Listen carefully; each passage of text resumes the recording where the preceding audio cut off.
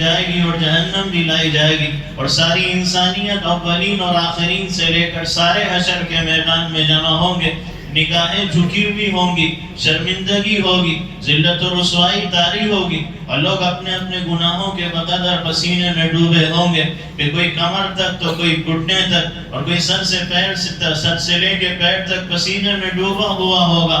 تو اس وقت تعالی شانو، جبکہ اب تک کیفیت یہ ہوگی کہ وہاں نیک بھی ہوں گے اور برے بھی ہوں گے، ایمان والے بھی ہوں گے، غیر ایمان والے بھی ہوں گے، اللہ سے محبت کرنے والے بھی ہوں گے، اس کی بغاوت کرنے والے۔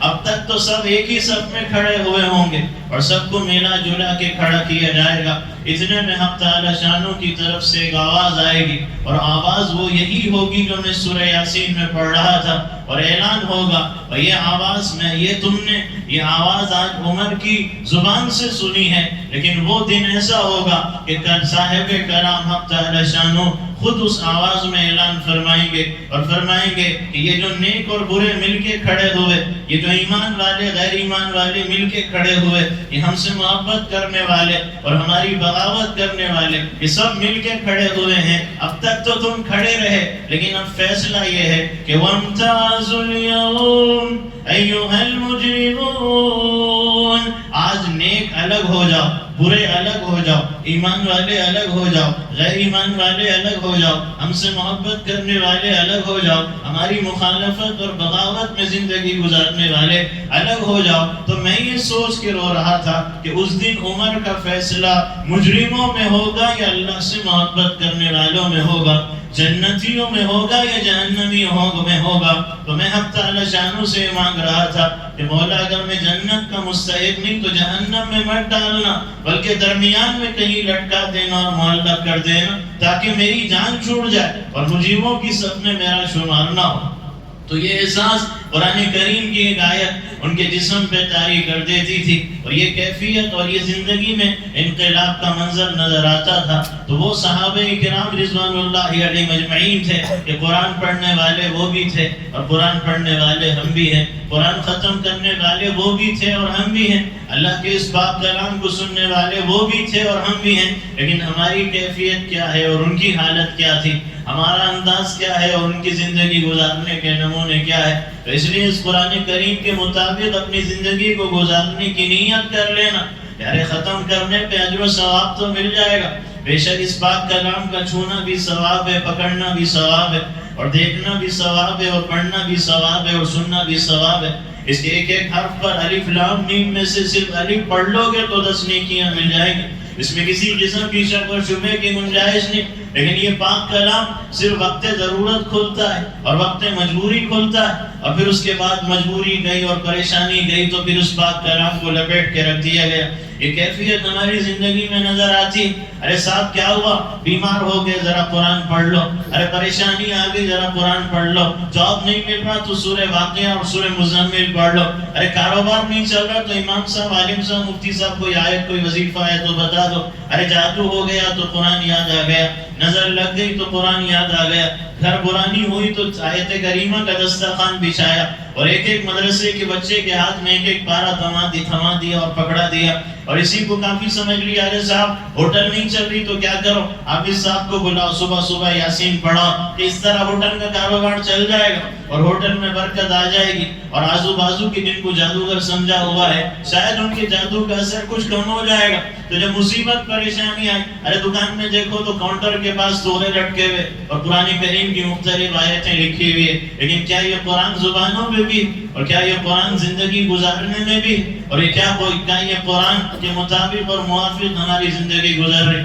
اس کا جائزہ لینا اور اس پہ غور کرنا، اور یہ طے کرنا کہ اس پاک کلام کو اس ماہ رمضان کے بعد بھی پڑھیں گے اور اس ماہ رمضان کے بعد بھی سنیں گے، بلکہ اس کی مطابقت میں اور اس کی موافقت میں ہم اپنی زندگیوں کو گزاریں گے، اس لیے کہ یہ پاک کلام سے آنکھوں سے لگانے کے لیے اور دھو دھو کے پلانے کے لیے اور طاقوں میں سجانے کے لیے اور تغروں میں لٹکانے کے لیے نہیں، بلکہ اس لیے ہے کہ تم اس قرآن کی چلتی پھرتی مثال بن جاؤ اور تم اس کا نمونہ بن جاؤ، کہ قرآن کریم کے چوتھے پارے کی پہلی آیت نازل ہوئی، جس میں اللہ تعالیٰ شانہ نے فرمایا کہ ہر ایک جانتا ہے کہ چوتھے پارے کی پہلی آیت کیا ہے، علم نہ ہو تو جا کے دیکھ لیں، یہی آیت ہے کہ لن تنالوا البر حتى تنفقوا مما تحبون وما تنفقوا من شيء فإن الله به عليم۔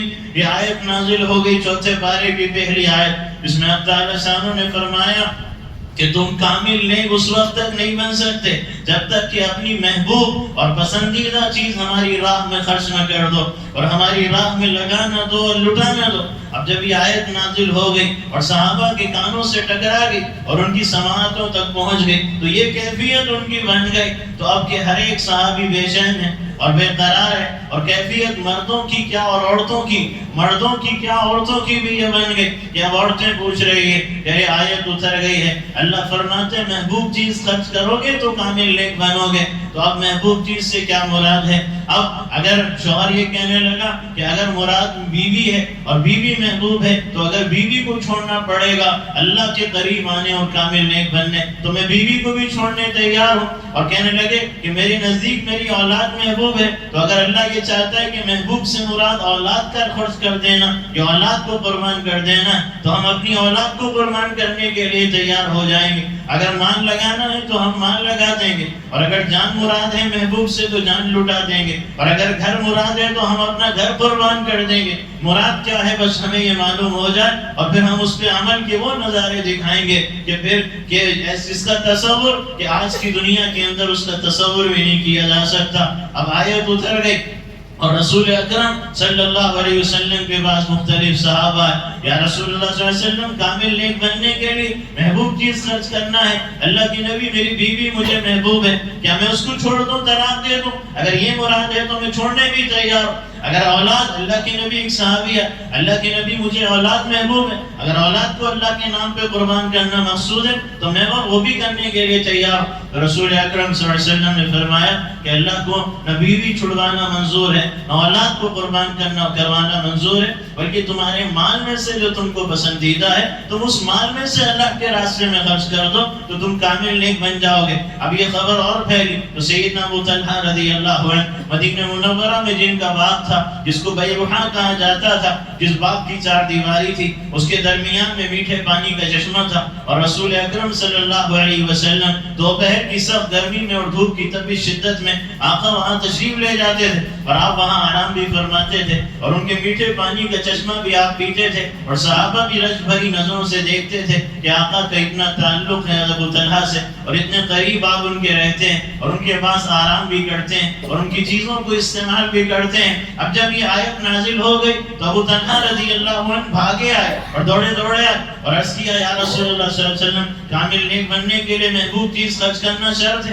آپ نے فرمایا شرط ہے، تو عرض کیا یا رسول اللہ صلی اللہ علیہ وسلم یہ باغ بیروحا اس کے میٹھے پانی کا چشمہ یہ مجھے تمام مال میں سب سے زیادہ محبوب پسندیدہ ہے، یہ آپ کے حوالے ہے، آپ جہاں چاہیں جس کو چاہیں یہ دے دیں اور جہاں چاہیں آپ خرچ کر دیں۔ تو رسول اکرم صلی اللہ علیہ وسلم نے ان کو دعا دی اور ان کو بشارت اور خوشخبری سنائی اور آپ نے فرمایا کہ تم اس کو اپنے رشتہ داروں پہ صدقہ کر دو، اس لیے کہ رشتہ داروں پہ صدقے کا دوہرا اجر اور دوگنا ثواب ہے، ایک تو صدقے کا اجر مل جائے گا اور دوسرے رشتہ داری کے حق ادا کرنے کا ثواب مل جائے گا۔ تو آپ نے فرمایا کہ رشتہ داروں کے حوالے کر دو۔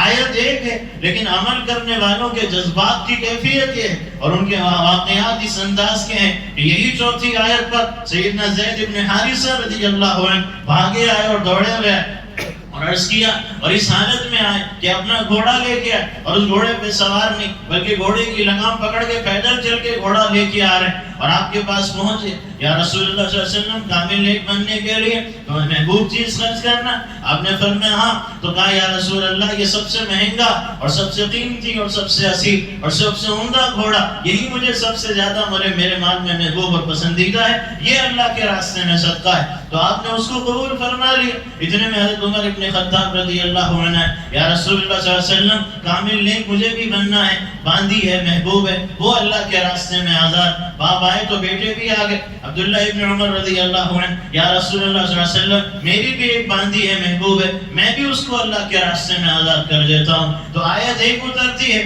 لیکن عمل کرنے والوں کے جذبات دیکھیں کہ مدینے میں اور اہل مدینہ میں ایک بے چینی اور ایک بے قراری کی کیفیت ہے کہ کب موقع ملے اور کب ہم اس پر عمل کریں. چاہے مال لگانا پڑے مال لٹا دیں گے, اور اگر اولاد قربان کرنی پڑے اولاد قربان کر دیں گے. اگر اللہ بیوی کا امتحان لینا چاہتا ہے, بیوی کی محبت کا, تو ہم اس امتحان میں بھی بتا دیں گے کہ مالک تیری محبت غالب ہے اور تیرے علاوہ جتنی محبت ہے وہ سب مغلوب ہے, اور ہم اس کو سب کو تیری خاطر قربان کرنے اور ٹھکرانے اور چھوڑنے کے لیے تیار ہیں. تو قرآن کریم کی مطابقت اور اس کی موافقت میں اپنی زندگی کو گزارنا, پڑھ لینے اور سن لینے سے اجر و ثواب اور نیکیوں کا ذخیرہ تو جمع ہو جائے گا, لیکن زندگی میں انقلاب اور تبدیلی آنا اور اس قرآن پہ عمل کرنا کہ پھر نتیجے میں نجات کا سامان ہوگا اور آخرت کی جنت کے انعامات کے مستحق اور حقدار بنیں گے. ورنہ یہ پاک کلام صرف پڑھنے اور سننے سے ہماری نجات کا ذریعہ اور سبب نہیں بن سکتا. تو ایک بات تو یہ ہے اس پاک قرآن کے اور اس پاک کلام کی تکمیل کے موقع پر, اور دوسری بات یہ ہے کہ رسول اکرم صلی اللہ علیہ وسلم نے جہاں بھی رمضان المبارک کے روزوں کا ذکر کیا یا شب قدر کی عبادت کا ذکر کیا, اور پھر فرمایا کہ جو شب قدر میں عبادت کرے, یہ جو رمضان کے روزے رکھے, فرمایا اس کی گزشتہ زندگی کے حق تعالی شانوں تمام گناہوں کو اپنے کرم سے معاف فرما دیں گے. لیکن شرط یہ لگائی کہ من صام رمضان ایمانا واحتسابا, اور فرمایا من قام لیلۃ القدر ایمانا واحتسابا, کہ شب قدر کی عبادت ہو یا رمضان کے روزے ہوں وہ ایمان کے ساتھ, اور ایمان کے ساتھ کا مطلب ہے کہ ایمان والا ہے تبھی تو روزہ ہے اور تبھی تو عبادتیں. لیکن مقصد کیا ہے کہ یہ روزے اور یہ عبادتیں اور یہ تلاوتیں اور یہ اطاعتیں اور یہ نیکیاں اور یہ دعائیں اور یہ حق تعالی شانوں کی بارگاہ میں رجوع ہونا اور یہ ماحول اور یہ جو موسم ہے نیکیوں کا اور تقوی کا, اس کی وجہ سے تمہارا ایمان جو رمضان سے پہلے کھوکھلا ہوا اور اتنا کمزور ہو گیا کہ مردہ ہو گیا, اب اس رمضان کے ذریعے تمہارے ایمان میں زندگی آئے اور تمہارے ایمان کی تاریکی میں اجالا اور روشنی آئے اور تمہارے ایمان کے اندر پختگی اور مضبوطی اور کمال پیدا اور اس ایمان میں اضافہ اور ترقی ہو. یہ مقصود ہے کہ ایمان کی دولت وہ ہے کہ کائنات کی کسی مارکیٹ اور بازار میں یہ دولت بکتی نہیں, اور یہ وہ دولت ہے کہ جس پہ ہمیشہ, جس کے ملنے پہ ہمیشہ کی جنت کا فیصلہ ہے اور جس کی محرومیت پہ ہمیشہ کی جہنم کا فیصلہ ہے. تو یہ کوئی سستا سودا نہیں کہ اس کے کہ ایمان کا سودا کر دیا اور دین کا سودا کر دیا دنیا کے چند ٹکوں یا چند ٹکڑوں یا چند ٹھیکروں کے خاطر یا چند تعلقات کے خاطر اپنے ایمان کا سودا کر دینا. یہ کیسا ایمان ہے اور ایسے ایمان پہ کیا نجات ملے گی, اور ایسے ایمان کو کیسے کمال والا ایمان کہا جا سکتا ہے. ہمیں قدر نہیں کہ حق تعالیٰ نے ہمیں گود سے ایمان دیا, گھر سے ایمان دیا, ماں باپ سے ایمان دیا, اس لیے اس کی قدر نہیں ہے اور ایمان کا سودا کر جاتے ہیں. تو اس لیے ایمان کی وہ دولت ہے کہ دنیا میں اگر غریب و تنگدست بھی رہو لیکن ایمان کی دولت تمہارے پاس ہے تو تم سے زیادہ کائنات میں مالدار کوئی نہیں, اور تم سے بڑا دولت مند کوئی نہیں, اور تم سے زیادہ خوشحال کوئی نہیں, اور تم سے زیادہ سکون و اطمینان کی زندگی کسی کی نہیں. اس لیے کہ حق تعالی شانوں نے تمہیں وہ دولت دی ہے ایمان کی کہ حق تعالی شانوں جو ہر کسی کو عطا نہیں فرماتا. تو اس ایمان کی قدر و قیمت کو, اس کی اہمیت کو سمجھنا ہے, اور یہ اس کا احساس مردوں میں بھی ہو. ماں بہنوں کا مجمع بھی آیا ہے تو عورتوں اور خواتین کے اندر بھی اس ایمان کی نعمت کا اور اس کی اہمیت کا احساس ہو کہ زندگی گزار دو سجدے شکر میں. اگر تم ایمان کی نعمت کا حق ادا نہیں کر سکتے اور اس کے شکر کا حق ادا نہیں کر سکتے, اور جن کو احساس تھا تو ایسا تھا کہ پھر انہوں نے دنیا کی دولت کو خاطر میں نہیں لایا اور اپنی ان کی غربت اور تنگدستی بھی ان کے لیے ایمان چھوڑنے کا بہانہ نہیں بنی.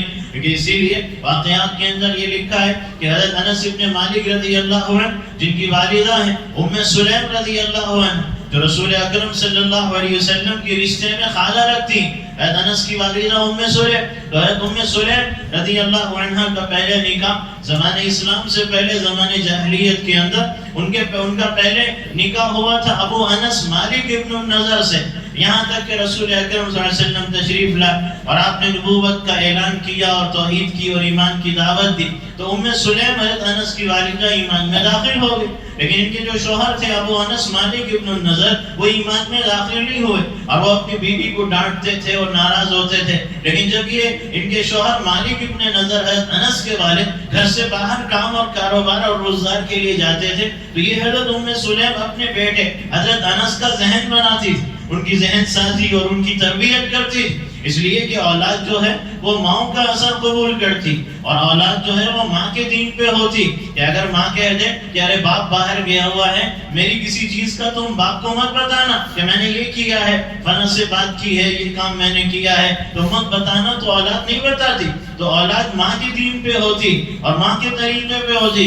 نوح علیہ السلام کا بیٹا اپنی ماں کے طریقے پر رہا، اپنے والد کے طریقے پہ نہیں رہا، تو اب حضرت انس کی والدہ ام سلیم اپنے بچے کا ذہن بنا رہی، کلمہ پڑھا رہی اور توحید کی تفصیل سمجھا رہی، اور رسول اکرم صلی اللہ علیہ وسلم کی نبوت اور رسالت کا سبق سکھا رہی ہے۔ اب مالک ابن نضر گھر آ جاتے اور ان کو یہ معلوم ہوتا کہ یہ بیٹے کو بھی اپنے مذہب پہ لانا چاہتی ہے اور بیٹے کو بھی ایمان والا بنانا چاہتی ہے اور بیٹے کا مذہب باپ کے مذہب سے الگ کرنا چاہتی ہے۔ یہ اس وقت کی بات تھی کہ جس وقت کے اندر کیفیت اور صورتحال یہ تھی کہ اس زمانے میں ابھی یہ نکاح حرام اور ناجائز نہیں ہوا، اس وقت تک کی بات ہے۔ تو اب یہ ساتھ تو رہ رہے ہیں، لیکن حضرت انس اپنے بیٹے کا ذہن بناتے جا رہے ہیں۔ مالک ابن نضر شوہر ناراض ہوتے ہیں، یہاں تک کہ ایک وقت ایسا آیا کہ شوہر مالک ابن نضر حضرت ام سلیم کے یہ یمن چلے گئے اور یمن جا کے ان کا اسی حالت کفر میں انتقال ہو گیا۔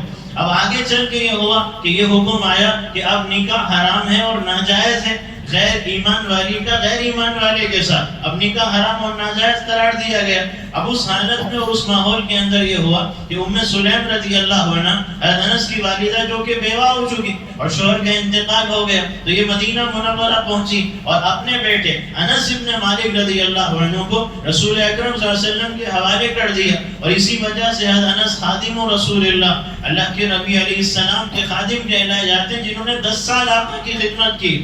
اب یہاں پہنچ کے یہ ہوا کہ مدینہ پہنچنے کے بعد لوگوں کو معلوم ہوا کہ ام سلیم بیوہ ہے، تو رشتے جب آنا شروع ہوئے تو اس میں ایک رشتہ ابو طلحہ کی طرف سے آیا، اور یہ ابو طلحہ وہ تھے جو ابھی ایمان نہیں لائے، ابھی جن کا واقعہ میں نے بات کا سنا ہے، ابھی وہ ایمان نہیں لائے تھے، تو اس وقت ان کی طرف سے رشتے کا پیام آیا۔ تو ام سلیم رضی اللہ عنہا نے یہ نہیں کہا اور یہ نہیں دیکھا کہ اگر گھر میں غریب ہوں اور تنگ دست ہوں اور میرے بیٹے کو سہارے کی اور پرورش کی اور باپ کے پیار کی ضرورت ہے اور میری بھی زندگی اس طرح گزر جائے گی، میری بیوگی کا زخم اس کو لگا ہے تو بیوگی کا زخم دور ہو جائے گا، یہ سوچ کے فوراً رشتہ قبول نہیں کیا۔ جب پتہ چلا کہ ابو طلحہ ایمان نہیں لائے اور وہ بھی اپنی شرک پہ قائم ہے، تو ان کو خط لکھا، اور خط یہ لکھا کہ میرا اور تمہارا رشتہ حرام ہے اور میرا اور تمہارا رشتہ ناجائز ہے اور میرا تم سے نکاح نہیں ہو سکتا اور یہ رشتہ حرام ہوگا اور زندگی بھر ناجائز ہوگا اور بدکاری کہلایا جائے گا، تو اس لیے اگر تم مجھ سے نکاح کرنا چاہتے ہو تو میری شرط یہ ہے کہ تم ایمان لاؤ، اور اگر ایمان نہیں لاؤ گے تو میں نکاح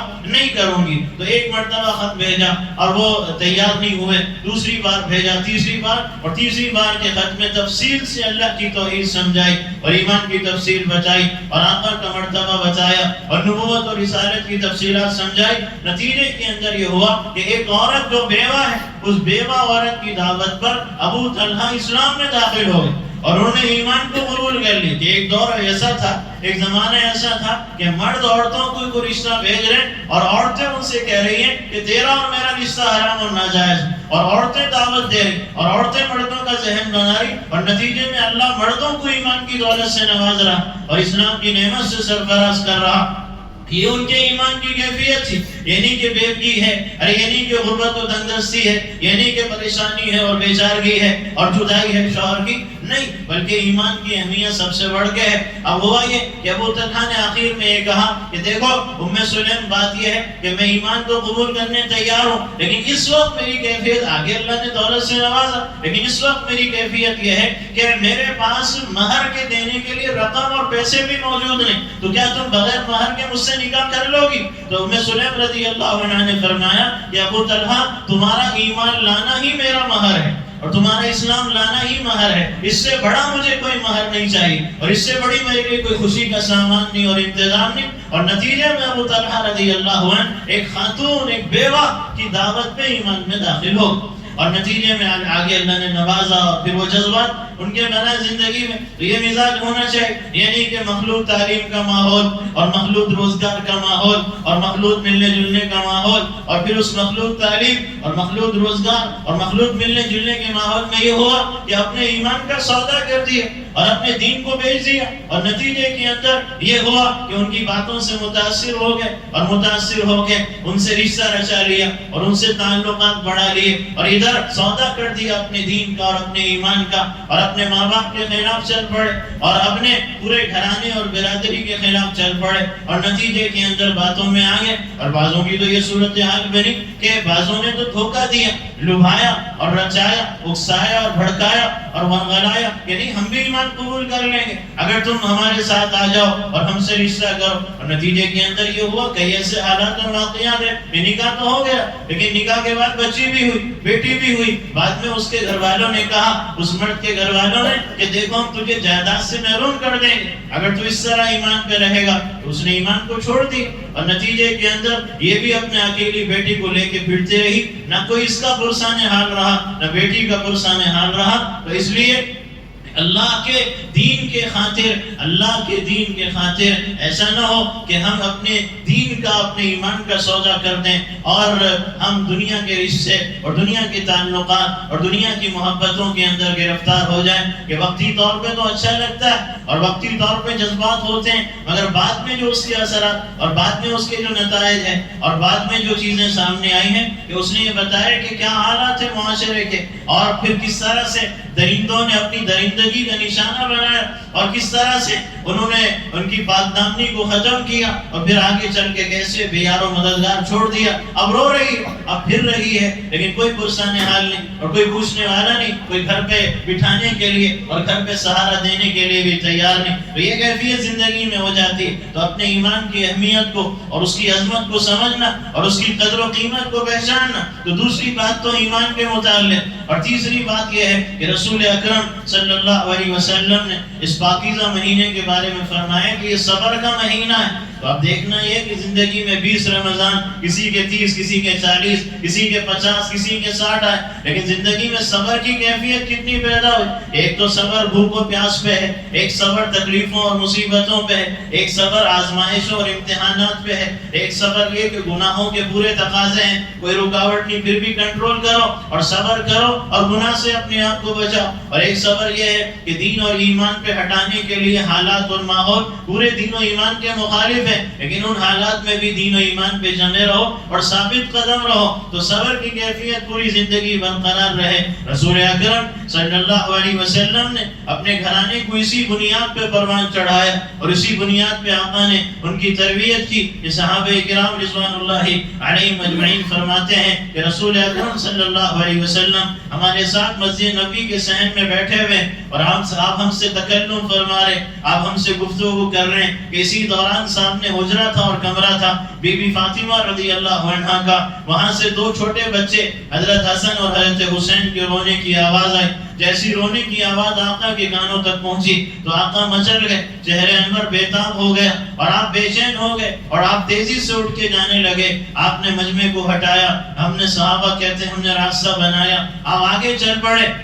جب آپ آگے چلے تو آپ تیزی سے پہنچے اور ہمیں بتایا نہیں کہ کہاں جا رہے ہیں. یہاں تک کہ رسول اکرم صلی اللہ علیہ وسلم اپنی بیٹی بی بی فاطمہ کے گھر کے دروازے تک پہنچے. وہاں پہنچ کے آپ نے دستک دی اور دستک دے کے آواز لگائی کہ یا فاطمہ، اے فاطمہ. تو اندر سے آواز نہیں آئی. دوسری بار آواز لگائی یا فاطمہ، کوئی آواز نہ آئی. تیسری بار آواز لگائی یا فاطمہ، کوئی آواز نہ آئی. چوتھی بار جب آواز لگائی یا فاطمہ تو اندر سے آہستہ سی، ہلکی سی، دھیمی سی ایک آواز آئی کہ ابا جان اندر کو چلے آئیے. تو رسول اکرم صلی اللہ علیہ وسلم اندر پہنچ گئے. آپ اپنی بیٹی کے قریب پہنچے تو بی بی فاطمہ رضی اللہ عنہا فرماتی ہیں کہ میری کیفیت یہ ہو چکی تھی کہ فاقوں کی کثرت کی وجہ سے اور بھوک و پیاس کی شدت کی وجہ سے میرے چہرے کی کھال روکھی اور سوکھی پڑ گئی تھی اور میری آنکھیں چھوٹی چھوٹی ہو گئی تھی اور اندر کو دھنس گئی تھی اور میرے ہونٹوں پہ پپڑیاں پڑ گئی تھی. تو میں نے اپنا ایک ہاتھ اپنے چہرے پہ رکھ لیا کہ میرے باپ کی نظر میرے چہرے پہ پڑ گئی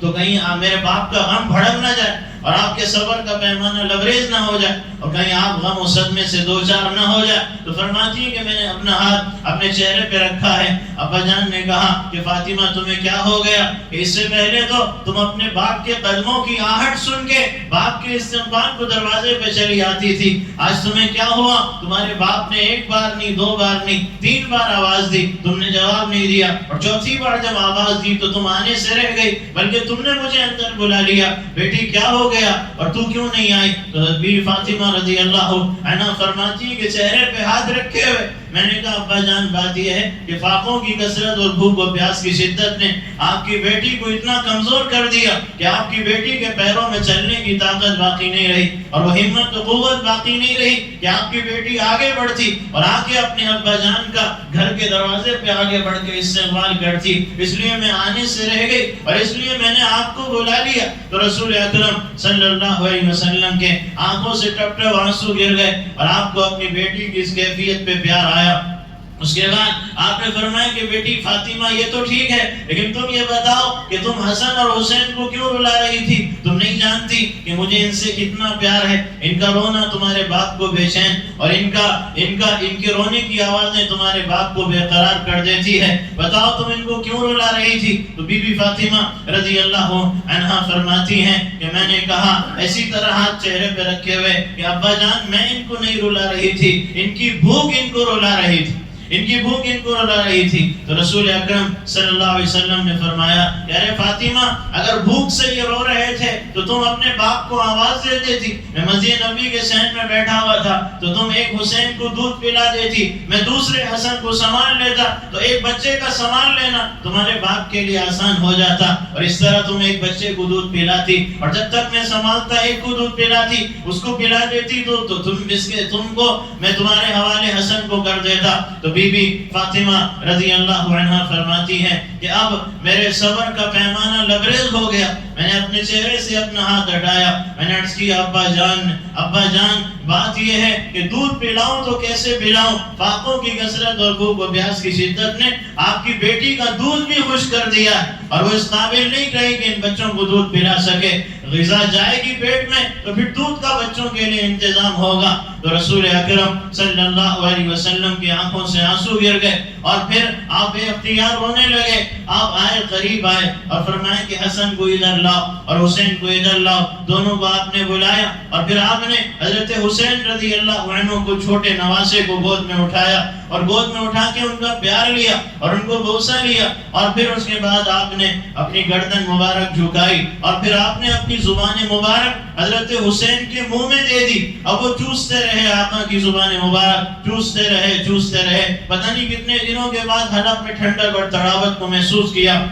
چوستے رہے یہاں تک کہ ان کو نیند آ گئی. اب جب نیند آ گئی تو رسول اکرم صلی اللہ علیہ وسلم نے حضرت حسین کو اپنے کاندھے پہ ڈالا، ان کو تھپ تھپایا، بہلایا، ٹھہلایا اور پھر ان کو کاندھے سے نیچے اتار کے بازو سلا دیا. اور اس کے بعد پھر رسول اکرم صلی اللہ علیہ وسلم بڑے نواز سے حضرت حسن کے پاس آئے اور حضرت حسن کو بھی گود میں اٹھایا اور پھر آپ نے ان کو بھی پیار کیا، ان کا بھی بوسہ لیا اور گردن مبارک جھکا کے بڑے نواسے کے منہ میں دی تو وہ بھی زبان مبارک چوستے رہے. حلق میں ٹھنڈک اور تڑاوٹ محسوس کرتے رہے یہاں تک کہ ان کو بھی نیند آ گئی اور آپ نے ان کو بھی کاندھے پہ ڈالا، تھپ تھپایا، بہلایا، ٹھہلایا اور پھر کاندھے سے اتار کے بازو سلایا. دونوں کو سلایا، اطمینان ہوا. آپ آئے بیٹی کے پاس، بیٹی لاڈلی ہے، چہیتی ہے. آپ نے سر پہ ہاتھ رکھا بیٹی کے، فرمایا اصبری یا فاطمہ، بیٹی فاطمہ صبر کر لے، بیٹی فاطمہ صبر کر لے. میں جانتا ہوں کہ تمہارا چہیتا شوہر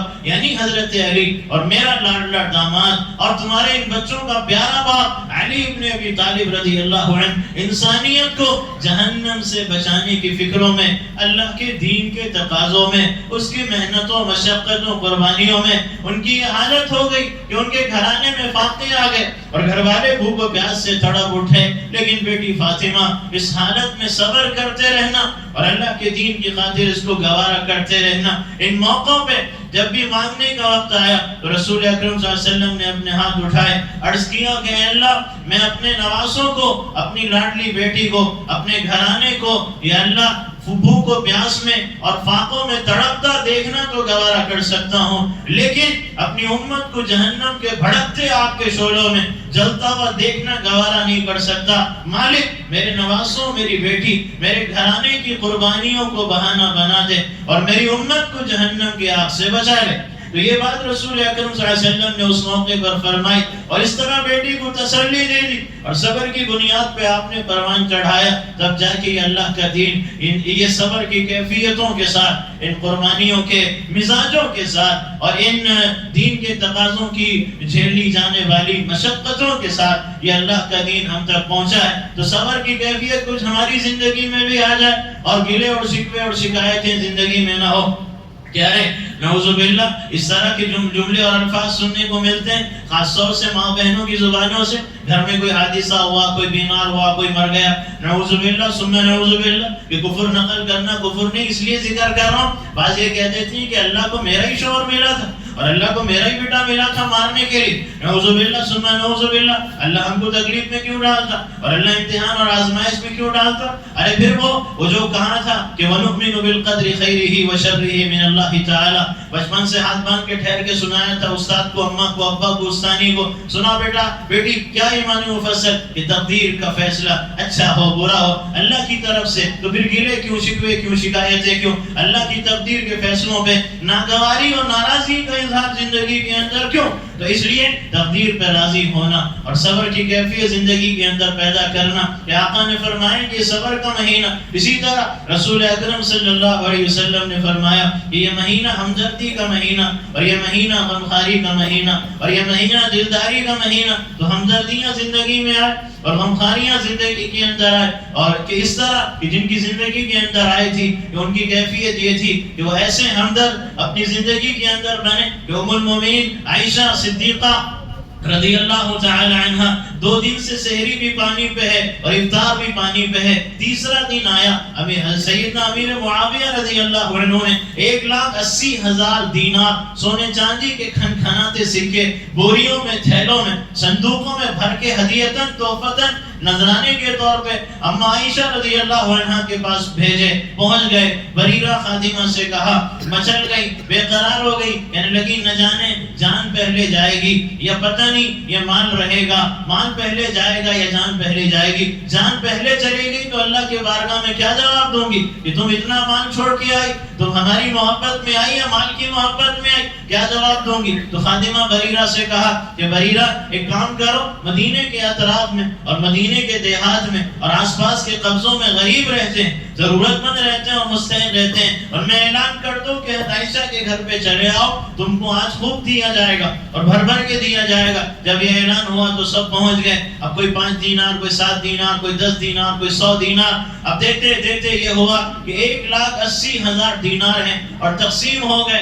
اور ام المومنین عائشہ رضی اللہ عنہا نے پورے تقسیم کر دیے۔ اب شام کا وقت ہے اور افطار کا وقت ہے، بریرہ آ گئی، کہنے لگی ام المومنین افطار کے لیے کچھ گوشت لے آؤں، کچھ انتظام کر دو۔ تو سر پکڑ کے بیٹھ گئی کہ اللہ کی بندی پہلے بتا دیتی اور پہلے بتانی تھی تو کچھ رکھ لیتی، لیکن اب تو کچھ بھی 1,80,000 دینار میں سے کچھ بھی باقی نہیں بچا اور کچھ بھی باقی نہیں رہا۔ کہنے لگی کوئی بات نہیں ہے، 2 دن سے افطار پہ افطار اور سحری پانی سے کی ہے، آج بھی افطار پانی سے کر لیں گے، کل کو اللہ بھیج دے گا تو کھا لیں گے۔ تو یہ کیفیت ان کی زندگی کے اندر تھی۔ اور اب تو یہ ہے کہ ارے زیور کی زکات کون نکالے اور کون سونے چاندی کو بیچے، نکالے تو میرا مرد نکالے اور میرا شوہر نکالے، شاپنگ وہی کراتا، کپڑے وہی دلاتا، خواہشات وہی پوری کرتا، کھانا وہی کھلاتا، راشن کا انتظام وہی کرتا، گھر کا کرایہ وہی دیتا، تو زکات بھی وہ نکالے۔ حالانکہ ذمہ داری زکات نکالنے کی اس کی ہے جو مال کے مالک ہے۔ جس مال آپ زیور سونے چاندی کے مالک، جو عورتیں اس کی مالک ہیں، ان کی ملکیت کے اندر ہے کہ اگر وہ شوہر نہیں، شوہر کی ملکیت ہے، نہیں شوہر کی ملکیت ہوتی ہے تو پھر زیور اگر بیچنے کے بعد شوہر کرے تو پھر کیا کیفیت ہماری بن جاتی اور کیا حالت ہماری بن جاتی۔ تو ہم جب مالک ہے تو نکالنا ہماری ذمہ داری ہے کہ ارے سونے چاندی کی کھنکھناہٹ کم نہ ہونے پائے، سجاوٹ کم نہ ہونے پائے اور اس نتیجے میں کھرکھراہٹ کم نہ ہونے پائے، زکوٰۃ نکلے یا نہیں نکلے، یہ کیفیت ہماری زندگی میں. اور ان کے پاس 1,80,000 دینار بھی آ گئے تو افطار کے لیے اپنے لیے نہیں رکھا، جو تھا اللہ کے راستے میں خرچ کر دیا. تو کچھ کیفیت یہ ہماری زندگی میں آئے کہ اسماء بنت ابی بکر رضی اللہ عنہ کے پاس اللہ کے نبی علیہ السلام پہنچے تو دیکھا ناپ رہی ہیں، تول رہی. آقا نے پوچھا کیا ناپ رہی، کیا تول رہی؟ فرمایا کہ دینا ہے کسی کو تو ناپ رہی ہوں، تول رہی. فرمایا کہ زیادہ ناپ کے زیادہ تول کے مت خرچ کرو، اللہ کے راستے میں بے گینے خرچ کرو، اللہ بھی بے گنتی کے تم کو عطا فرمائے گا. تم اس کے راستے میں سوچ کے رہے گا، بچے گا، آگے ضرورت پڑے گی، بیماری میں کیا ہوگا، حادثہ ہو گیا تو کیا ہو گیا، ہاسپٹل میں ایڈمٹ ہو گئے تو کیا ہو گیا، بچوں کے فیوچر کا کیا ہوگا، بچی کی شادی کا کیا ہوگا، سوچتے رہ جاؤ گے تو پھر اللہ کے خزانے سے بھی اس حساب سے ملے گا. اللہ کے خزانے میں کمی کوئی نہیں ہے، لیکن اللہ تمہاری نیتوں اور تمہاری ارادوں کو دیکھے گا. تو ہمدردی اور غمخواری دلداری زندگی کے اندر آئے کہ ہمدردی وہ ہے کہ جس کے بارے میں جس کو ہم معمولی سمجھتے ہیں، لیکن اللہ کے یہاں اس کی کیا قیمت ہے، اس کا اندازہ اس واقعے سے ہوتا ہے. کہ امیر المومنین فی الحدیث عبداللہ ابن مبارک رحمہ اللہ فرماتے ہیں کہ میں حج کو آیا اور حج کے سفر سے فارغ آخری رکن میں اور میں طواف زیارت کے لیے ہوں اور میں لیٹ گیا. جب میں لیٹا ہوں تو اتنے میں نے خواب دیکھا اور خواب یہ دیکھا کہ 2 فرشتے ہیں اور 2 فرشتوں میں ایک فرشتہ دوسرے فرشتے سے پوچھ رہا ہے ارے بتاؤ اس مرتبہ حج کا موسم تھا، کتنے لوگ آئے حج کرنے کے لیے؟ تو فرشتے نے جواب دیا کہ 6 لاکھ لوگ حج کرنے آئے. تو دوسرے فرشتے نے پوچھا کہ یہ 6 لاکھ لوگ جو حج کرنے آئے ان میں کتنوں کا قبول ہوا اور کتنوں کا مردود ہو گیا اور کتنوں کا ٹھکرا دیا گیا؟ تو دوسرے فرشتے نے جواب دیا کہ وہ 6 لاکھ کے جو 6 لاکھ تھے ان میں سے کسی کا حج قبول نہیں ہوا. اب خواب میں جب یہ بات سنی تو اب یہ سوچ میں پڑ گئے. تھوڑی دیر کیا ہوئی کہ اتنے میں فرشتے نے کہا کہ ہاں 6 لاکھ کا حج اگرچہ کہ قبول ان کے عمل کی وجہ سے نہیں ہوا، لیکن ہوا یہ کہ اللہ نے کرم کر دیا اور اللہ نے رحم کر دیا اور اللہ نے انعام اور احسان یہ کر دیا اور اللہ نے اپنی شان رحیمی اس انداز میں دکھا دی کہ اللہ نے اپنے ایک بندے کی برکت سے 6 لاکھ جن کا حج مردود ہونا تھا، اللہ نے ان 6 لاکھ کے حج کو قبول فرما لیا. اب وہ فرشتہ پوچھ رہا ہے اور عبداللہ ابن مبارک خواب میں دیکھ رہے ہیں کہ وہی کون ہے اور جس کی برکت سے اللہ نے 6 لاکھ کا قبول کیا. تو فرشتہ نے کہا کہ وہ اللہ کا ایک بندہ ہے. کہاں رہتا ہے؟ کہا ملک شام میں. ملک شام میں کہاں رہتا ہے؟ کہا دمشق کے شہر اور علاقے میں. کہا نام کیا ہے؟ کہا علی ابن الموفق اس کا نام.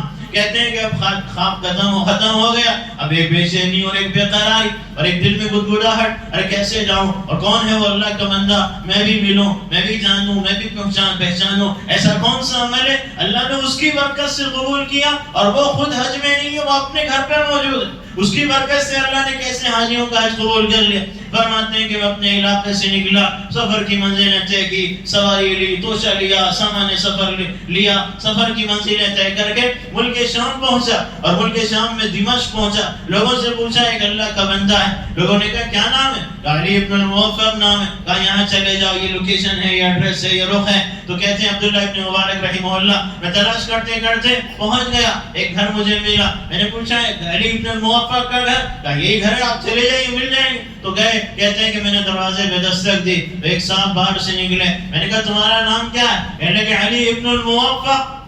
مگر تم کیوں آئے اور تم تو اجنبی اور بیگانے ہو، تم سے تو پہلی بار ملاقات ہوئی، تم مجھ سے کیوں ملنے آئے؟ تو کہنے لگے اللہ کے بندے میں نے خواب دیکھا کہ 6 لاکھ کا حج مردود ہوا، لیکن تیری برکت سے اللہ نے 6 لاکھ کا حج قبول کر لیا. تو سن کے ایک چیخ ماری اور بے ہوش ہو کے گر گئے. اب یہ فکر میں سوچ میں پڑ گیا عبداللہ ابن مبارک کہ اللہ کے اس بندے کو کیا ہوا؟ میں نے تو اتنا ہی سا خواب سنایا تھا، کیا بات ہوگی اور کیا وجہ بن گئی؟ اب اتنے میں ہوش میں لانے کی کوشش کی. اب یہ تھوڑی دیر کے بعد ہوش میں آئے. اب جب تھوڑی دیر کے بعد ہوش میں آئے تو علی ابن الموفق رحمہ اللہ کہنے لگے کہ آپ نے کیسے خواب دیکھا ہے اور کس طرح یہ ہو سکتا ہے؟ کہ تو عبداللہ ابن مبارک رحمہ اللہ نے پوچھا کہ تمہارا کوئی خاص عمل بتاؤ، کیا کام کرتے ہو؟ کہنے لگے کچھ نہیں، بس جوتیاں سی لیتا ہوں، اسی پہ زندگی کا گزارا ہو جاتا ہے. تو کہنے لگے کہ اچھا تم یہ بتاؤ کہ تمہارا اس کے علاوہ کوئی خاص عمل زندگی کے اندر ہے؟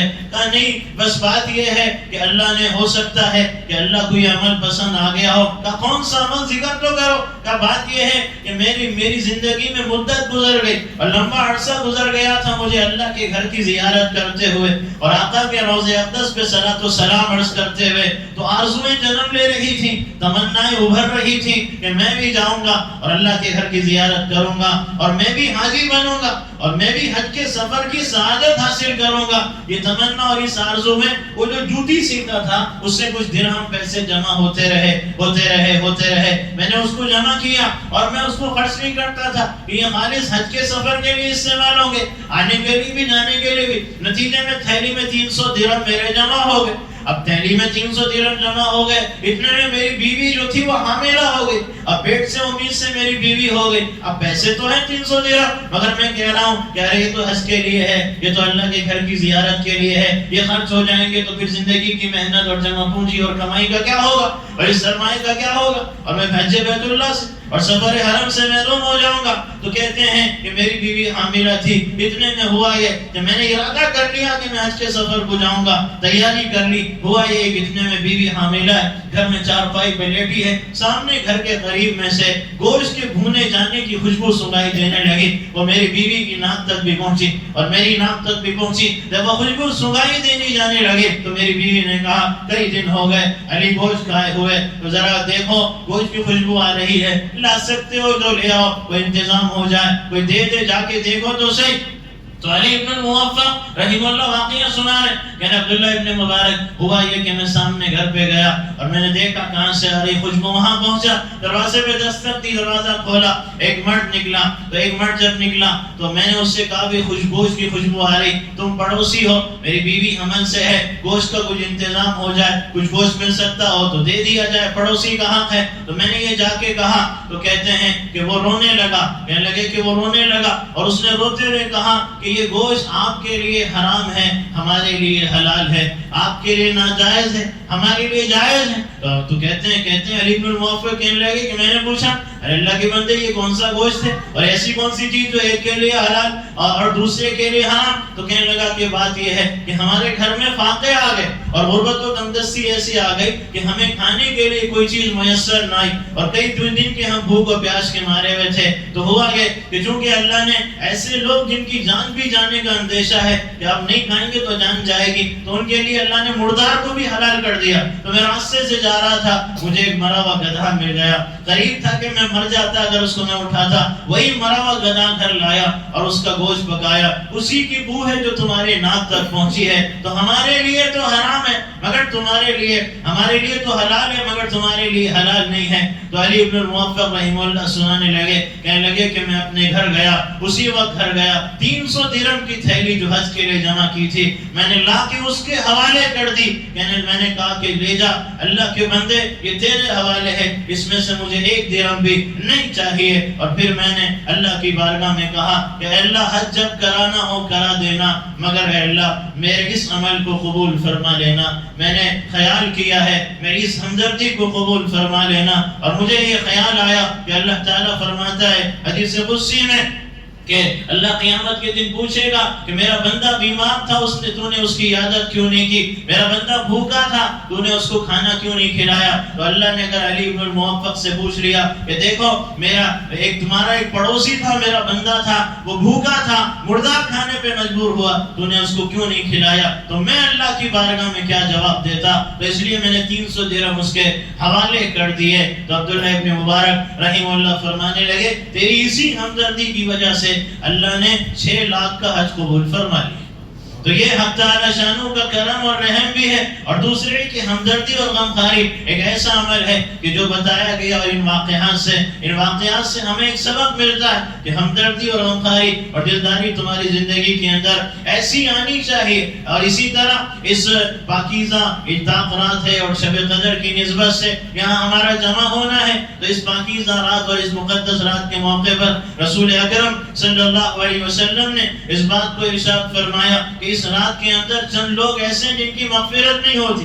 حالانکہ جبرائیل امین علیہ السلام اس رات کے اندر فرشتوں کے لشکر کے ساتھ زمین پہ اترتے ہیں اور پھر اپنے ان کے ہاتھ میں ایک سبز جھنڈا ہوتا ہے جس کو خانہ کعبہ پہ گاڑ دیتے، اور خانہ کعبہ پہ اس جھنڈے کو گاڑنے کے بعد حضرت جبرائیل فرشتوں سے کہتے ہیں کہ زمین کے مختلف حصوں میں پھیل جاؤ، مختلف گلیوں میں، کوچوں میں اور گھروں میں، جہاں بھی کوئی اللہ کا بندہ اور بندی ذکر میں، عبادت میں، تلاوت میں، دعا میں، رونے میں، گڑ گڑانے میں، مناجات میں مصروف ہیں، ان تک پہنچ جاؤ اور ان سے مصافحہ بھی کرو اور ان کی دعاؤں پہ آمین بھی کہو۔ تو یہ پوچھا رسول اکرم صلی اللہ علیہ وسلم سے پوچھا گیا کہ فرشتے ہاتھ ملائے ہمیں کیسے پتا چلے؟ تو آقا نے فرمایا کہ آنسوؤں کا بہہ جانا اور دل کا نرم پڑ جانا اس بات کی علامت ہے کہ تم سے فرشتوں نے مصافحہ کیا ہے۔ تو اب اس موقع پر اب یہ سلسلہ ہے کہ فرشتے ہر گھر میں پہنچے، مگر سوائے ان گھروں کے کہ جن گھر میں کوئی ناپاکی کی حالت میں ہو، غسل فرض ہوا لیکن ابھی تک اس حالت میں پڑے ہوئے، اور دوسرے فرمائے کہ جس گھر کے اندر کتا ہو،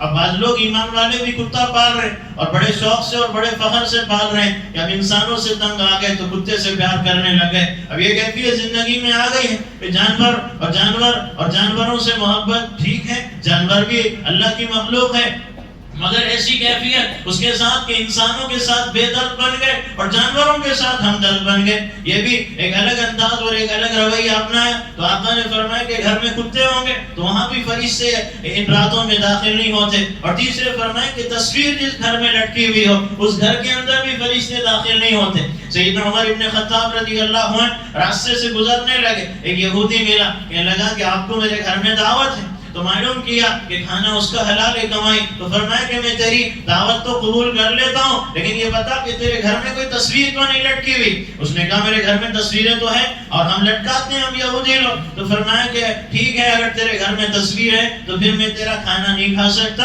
اور میں تیرے گھر پہ نہیں آ سکتا۔ اس نے کہا کیوں؟ کہا کہ رسول اکرم صلی اللہ علیہ وسلم نے ہمیں ایسے گھر پہ جانے سے منع کیا جہاں پہ تصویریں لٹکی ہوئی ہوں۔ اگر کھانا کھلانے کا شوق ہے تو یہی راستے میں درخت ہے، ادھر لیا کھانا، اس کے سائے میں بیٹھتے ہیں اور کھا لیتے ہیں۔ تو یہ کیفیت ان کی زندگی میں تقویٰ کی بھی تھی، اللہ کے خوف اور ڈر کی بھی۔ تو تصویر لٹکی ہو تو وہاں رحمت کے فرشتے داخل نہیں ہوتے۔ اب یہ سلسلہ فرشتوں کے مصافحے کا، دعاؤں پہ آمین کا، مجلسوں کو گھیرنے کا، سکینے کے نازل ہونے کا، پروں سے ڈھانپ لینے کا، ساتھ دینے کا، اللہ کے بارگاہ میں ایسے عبادت گزاروں کے لیے سفارشیں کرنے کا سلسلہ جاری رہتا ہے یہاں تک کہ فجر کا وقت قریب آتا ہے۔ حضرت جبرائیل کہتے ہیں چلو فرشتوں چلو، واپسی کا وقت چکا ہے۔ اب وہ کہتے ہیں کہ اے جبرائیل یہ بتائیے کہ اللہ نے اپنے بندوں اور بندیوں کے معاملے میں کیا معاملہ کیا اور کیا فیصلہ کیا ہے اور اللہ نے کیا طے کیا ہے؟ تو حضرت جبرائیل فرماتے ہیں کہ اللہ نے چند لوگوں کو چھوڑ کے سب کو معاف کر دیا۔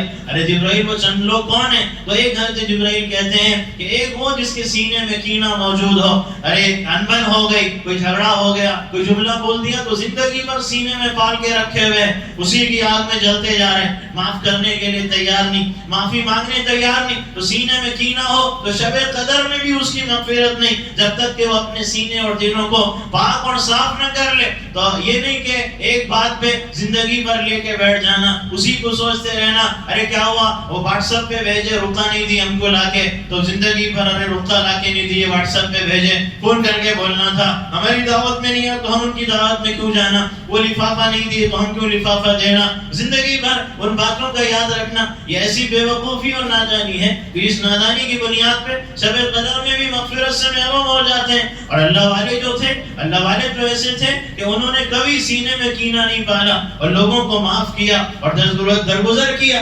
ابراہیم ابن ادھم رحمہ اللہ جو اپنے زمانے کے بادشاہوں میں تھے، آگے اللہ نے توبہ کی توفیق دی تو زمانے کے اولیاء اللہ میں بنے، اور ایسے اولیاء اللہ میں بنے کہ کچھ لوگ آ گئے کہ حضرت ہمارے علاقے میں آپ تشریف لائیں، آپ کے قدم مبارک پڑ جائیں گے تو برکت بھی ہو جائے گی، اور لوگ آپ کے ہاتھ پہ بیعت کریں گے تو نہ جانے کتنوں کو توبہ کی توفیق مل جائے گی اور ان کے گناہ دھل جائیں گے اور وہ ایمان کے اور دین کے اجالے اور روشنی ان کے اندر پیدا ہو جائے گی۔ آپ ہمارے علاقے میں آئے، اب اس زمانے میں گھوڑے گدھوں خچروں کا سفر تھا، نہ ٹرین ہے نہ پلین ہے نہ بس ہے۔ اب حضرت نے کہا جاؤ میں آ رہا ہوں اور میں اکیلے پہنچ رہا ہوں۔ اب حضرت یہاں سے نکلے، سفر کی منزل طے کی، اب جو وقت متعین کیا تھا پہنچنے میں 2 دن تاخیر ہو گئی۔ اب جب حضرت پہنچے تو اب ان کو گمان بھی نہیں، علاقے والوں کو کہہ رہے پتہ نہیں کوئی کام ہوگا، نہیں آ رہے ہوں گے، وہ اپنے اپنے کاموں میں، اپنے اپنے روزگار کاروبار میں اب مشغول اور مصروف ہو گئے۔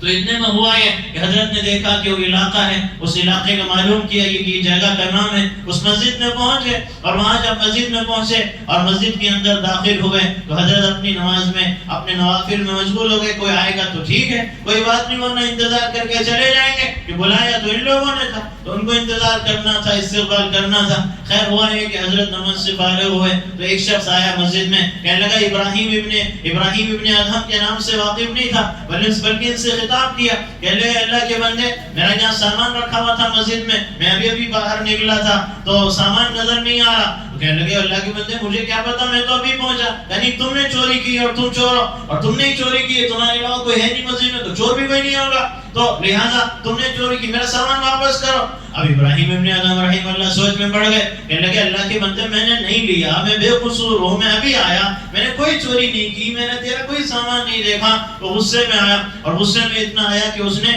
حضرت کے چہرے پہ ایک مکہ مار دیا اور ایک لات مار دیا سینے پہ. اب یہ کیفیت، اب اتنے میں لوگ جمع ہو گئے اور وہ جتنے بلانے والے تھے وہ سب آ گئے، اور وہ سب آ کے حضرت سے ملنے لگے. ارے حضرت آپ آ گئے، ارے آپ کا شکریہ، آپ نے ہم کو سعادت بخشی، ہمارے نصیب کھل گئے، ہماری قسمت جاگ گئی اور ہم آپ کا شکر ادا نہیں کر سکتے. اب سب آ رہے ہیں اور سب مل رہے ہیں حضرت کے ہاتھ پہ. اب یہ جو تھا اس نے نام سنا ہوا تھا، دیکھا نہیں تھا. اب یہ جب اس نے دیکھا کہ یہی ابراہیم ابن ادہم ہے تو پیروں میں پڑ گیا اور قدموں میں لپٹ گیا اور کہنے لگا کہ حضرت اللہ کے واسطے معاف کر دینا، میں نے آپ کو پہچانا نہیں، اور اگر پہچانتا تو یہ کیفیت نہ ہوتی. تو حضرت نے فرمایا ارے اللہ کے بندے قدموں کے پاس سے ہٹ جا اور پیروں کے پاس سے ہٹ جا، معافی مانگنے کی کوئی ضرورت نہیں. یعنی حضرت معاف کر دے، معاف کر دے. کہ اللہ کے بندے تو کیا کہہ رہا ہے، تو نے تو میری تربیت کر دی اور تو میرا محسن ہے اور تو میرا مشفق اور مہربان ہے. اس نے کہا وہ کیسے، میں نے تو لات مارے، لات مارنا بھی احسان، لات مارنا بھی مہربانی. کہا نہیں، بات یہ ہے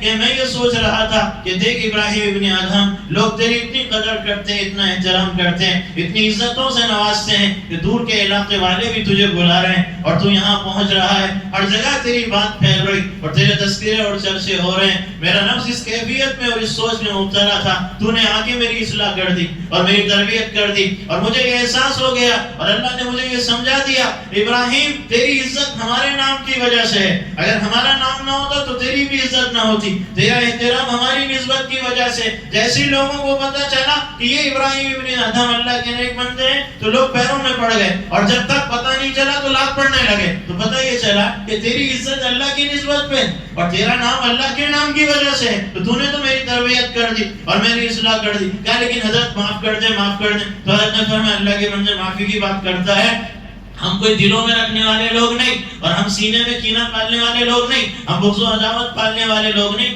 بلکہ جتنی تو لات مار رہا تھا اور جتنے تو مکے مار رہا تھا، میں اس وقت اللہ سے یہ کہہ رہا تھا دل میں کہ اے اللہ میں جنت میں اس کے بغیر نہیں جاؤں گا، جاؤں گا تو اس کو لے کے جنت میں جاؤں گا، اور میں اللہ اس کو میرا جنت میں ساتھی بنا دینا. تو اللہ والے تو وہ ہوتے ہیں اور ہم وہ ہیں کہ اللہ والوں کا نام تو بڑے فخر سے لیتے ہیں مگر زندگیاں کوسوں دور ہے اور خالی ہے ان کی زندگی کی نقل کرنے سے. تو سینے کینوں سے پاک کر دینا اور صاف کرنا، ورنہ شب قدر میں بھی مغفرت نہیں ہوگی. اور یہ کیفیت زندگی میں تھی اللہ والوں کے. عجیب و غریب واقعات ہیں. شاہ اسحاق رحمہ اللہ سرزمین ہند کے محدثین میں، اولیاء اللہ میں، ان کے ہاتھوں پہ اللہ نے کرامت کو ظاہر فرمایا اور وہ اپنی قدرت کے کرشموں کا ظہور فرمایا. تو شاہ اسحاق رحمہ اللہ حضرت حج کے سفر پہ چلے. اب اس زمانے کے سفر اور ڈاکو چور لٹیرے سب تھے. اب حضرت حرم کے پاس بیٹھے ہوئے اور صحن میں بیٹھے ہوئے، کمر پٹکا ہے، اس میں پیسے رکھے ہوئے. تو اتنے میں ہوا یہ کہ حضرت اپنی عبادت کے اندر مشغول اور مصروف تھے. تو اتنے میں حضرت کو پتہ نہیں چلا، دعا میں مشغول ہے، کسی چور نے حضرت کی کمر کا پٹکا کھولا، اس میں سے پیسے نکال لیے. وہی جمع پونجی تھی، اب پہنچنا ہے، واپس آنا ہے ہندوستان، اب وہ ختم ہو گئی. حضرت کو پتہ نہ چلا. تھوڑی دیر بعد کھول کے دیکھا تو کوئی پیسہ نہیں اور کوئی سامان موجود نہیں. اب نتیجے کے اندر یہ ہوا کہ اب حضرت سوچ میں پڑ گئے اور فکر میں پڑ گئے، لیکن اللہ کی بارگاہ میں لو لگانے لگے. اے اللہ تو نے یہاں تک کا انتظام کیا، آگے کا بھی انتظام تو کرنے والا ہے. تو ان کی نظر اللہ والوں کی اللہ کی ذات پہ اور توکل، اعتماد، بھروسہ اللہ کی ذات پہ تھا. تو اتنے میں ہوا یہ کہ یہ اپنے گھر واپس چلا گیا. جو وہیں قریب کے علاقے کا رہنے والا، وہ اپنے گھر واپس چلا گیا. جب گھر میں آیا تو آنکھوں سے نظر نہیں آ رہا، آنکھوں کی بینائی چلے گی اور روشنی چلے گی. اب گھر والے، بیوی اور بچے، رشتے دار پریشان. ارے تو اچھا خاصا بینا اور دیکھنے والا تھا، تیری آنکھوں کی روشنی کدھر چلے گئی اور تیری آنکھوں کی روشنی کو کیا ہو گیا؟ تو اب کہنے لگا کہ نہیں، بات یہ ہے کہ تم بھی مجھے معاف کر دو، مجھ سے چوری ہوگی اور ڈکیتی ہو گئی. انہوں نے کہا رے تو نے اب تک چوری نہیں چھوڑی اور ڈکیتی نہیں چھوڑی، اب تیری آنکھوں کا کیا ہوگا اور آنکھوں کی بینائی روشنی کا کیا ہوگا؟ انہوں نے کہا کیا ہوا؟ کہا ایک بندہ تھا، بہت چوریاں کی ہیں، لیکن آج کی چوری نے آنکھوں کی بینائی سے محروم کر دیا. انہوں نے کہا چل اس کو پکڑ کے لے کے چلے. تلاش کیا کہ وہ کون تھا. وہ دیکھنے میں تو ہندوستان کا لگتا تھا. تلاش کیا، معلوم کیا. اس زمانے میں تو خیر حاجی کم تھے، تو اب تلاش کیا، معلوم کیا وہ ہندوستان کا ہے. لوگوں نے کہا بھی یہاں ٹھہرے ہیں ہندوستان والے. اب وہاں تک پہنچے، بھئی یہاں ہندوستان کا کوئی شخص ہے. اب اس کو وہاں لے کر گئے، اور جب وہاں لے کر گئے اور معلوم کیا کہ بھئی معلوم کیسے کرتے، اب اس کی تو آنکھوں کی بینائی بھی چلے گی، وہ کیسے پہچانے کہ وہی حضرت ہے؟ اب یہ بھی مشکل تھا. تو پوچھا بھئی تم لوگوں میں سے کسی کی کوئی چوری ہوئی ہے، کوئی سامان، کوئی پیسے چوری ہوئے ہیں؟ جب پوچھا تو اب حضرت شاہ اسحاق رحمہ اللہ کے پاس بھی آ گئے. ان سے بھی سوال کیا کہ آپ کی کوئی چوری سامان وغیرہ تو نہیں گیا؟ لیکن کیا چوری اور کیا سامان؟ اللہ کا گھر ہے، اللہ حفاظت کرنے والا ہے. نہیں کچھ ہے تو بتا دو. ارے اللہ کا گھر ہے، یہاں اپنی تکلیف کا ذکر کرنا بھی بے ادبی ہے اور بے احترامی ہے کہ ہم اپنی تکلیفوں کی طرف توجہ دے. جانے دو. ارے نہیں حضرت، آپ یہ کہہ رہے ہیں ٹھیک ہے کہ اللہ کا گھر ہے، مگر ہماری اس بندے کی تکلیف کا کیا ہوگا، اس کی تکلیف کا کیا ہوگا؟ اگر آپ نے نہیں بتایا تو پھر یہ اس نے کیا کیا؟ کہ اس نے آپ کا سامان چورا لیا اور آپ کے پیسے اس نے چورا لیے ہیں. آپ اللہ کے واسطے اس کو معاف کر دیں اور درگزر کر دیں. تو حضرت شاہ اسحاق رحمہ اللہ نے اسی وقت اس کی آنکھوں پہ ہاتھ پھیرا، اور جیسی آنکھوں پہ ہاتھ پھیرا تو اللہ کی قدرت سے آنکھوں کی بینائی واپس آ گئی اور روشنی واپس لوٹ کے آ گئی. انہوں نے کہا، اب کہنے لگا حضرت معاف کر دے. قدموں میں پڑ گیا، پیروں میں لپٹ گیا، حضرت معاف کر دیں اور حضرت درگزر کر دیں. تو حضرت نے فرمایا ارے اللہ کے بندے تو معافی کی بات کرتا ہے، جب تو نے میرے پیسے چرائے تو میں نے اسی وقت اللہ کی بارگاہ میں یہ کہا، اے اللہ جس چور نے بھی چوری کی ہے یہ پورا پیسہ اس کے لیے حلال ہے، میری طرف سے ہدیہ ہے، اس کے لیے حلال ہے اور میری طرف سے ہدیہ ہے. تو کیا بات کر رہے ہیں معافی کی؟ وہ تیرا مال ہے، تیرا پیسہ ہدیہ ہے، حلال ہے. حضرت آپ یہ حلال اور ہدیہ کیسے کہہ رہے ہیں؟ تو کہنے لگے کہ بات یہ ہے کہ جب میں نے دیکھا کہ سامان چوری ہوا، پیسے چوری ہوئے، تو تھوڑے دیر دل میں خیال آیا کہ کس نے چرایا، لیکن بعد میں مجھے حشر کے میدان کا منظر یاد آ گیا.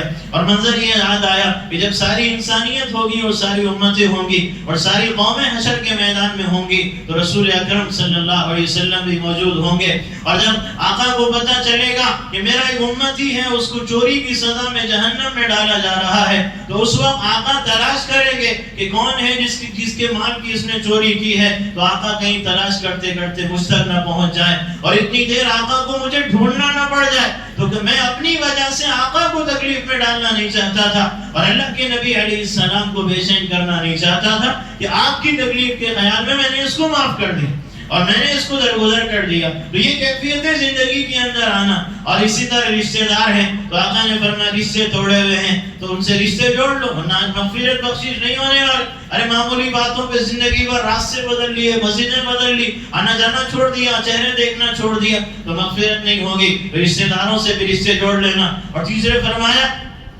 جو شراب کا عادی ہو، فرمایا کہ جو شراب کا عادی ہو اس کی بھی مغفرت نہیں ہوتی، اس کی بھی بخشش نہیں ہوتی. اس لیے شراب کی جو عادت میں مبتلا ہے، نشے کی عادت میں، ان کو بھی سچی پکی توبہ کرنا کہ آج کے بعد کوئی نشہ نہیں ہوگا اور آج کے بعد کسی شراب کی عادت میں مبتلا نہیں ہوگے. کہ یہاں شراب چھوڑ دو تو وہاں اللہ تعالیٰ گلاسوں میں اور پیالوں میں اللہ تعالیٰ فرمائے گا کہ وَسَقَاهُمْ رَبُّهُمْ شَرَابًا طَهُورًا، اللہ خود ان کو شراب ڈال کے پلائے گا.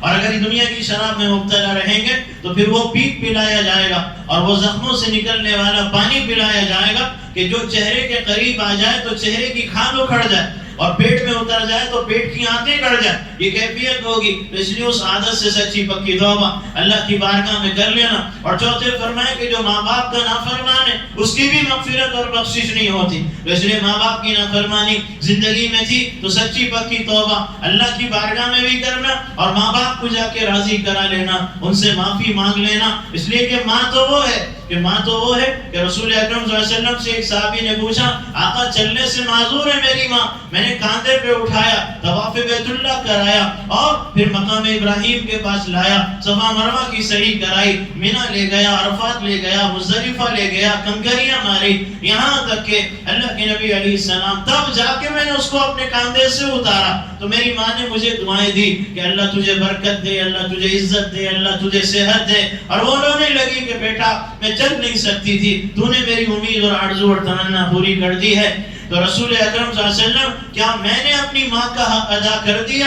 تو رسول اکرم صلی اللہ علیہ وسلم نے فرمایا کہ 9 مہینے کے حمل کے زمانے میں جو ماں تیرا بوجھ لیے ہوئے پھرتی تھی، اٹھنے بیٹھنے میں تیرے بوجھ سے جو اس کو کراہتی تھی اور آہ کی آواز نکلتی تھی، تو نے اپنی ماں کی ایک آہ کا بھی حق ادا نہیں کیا۔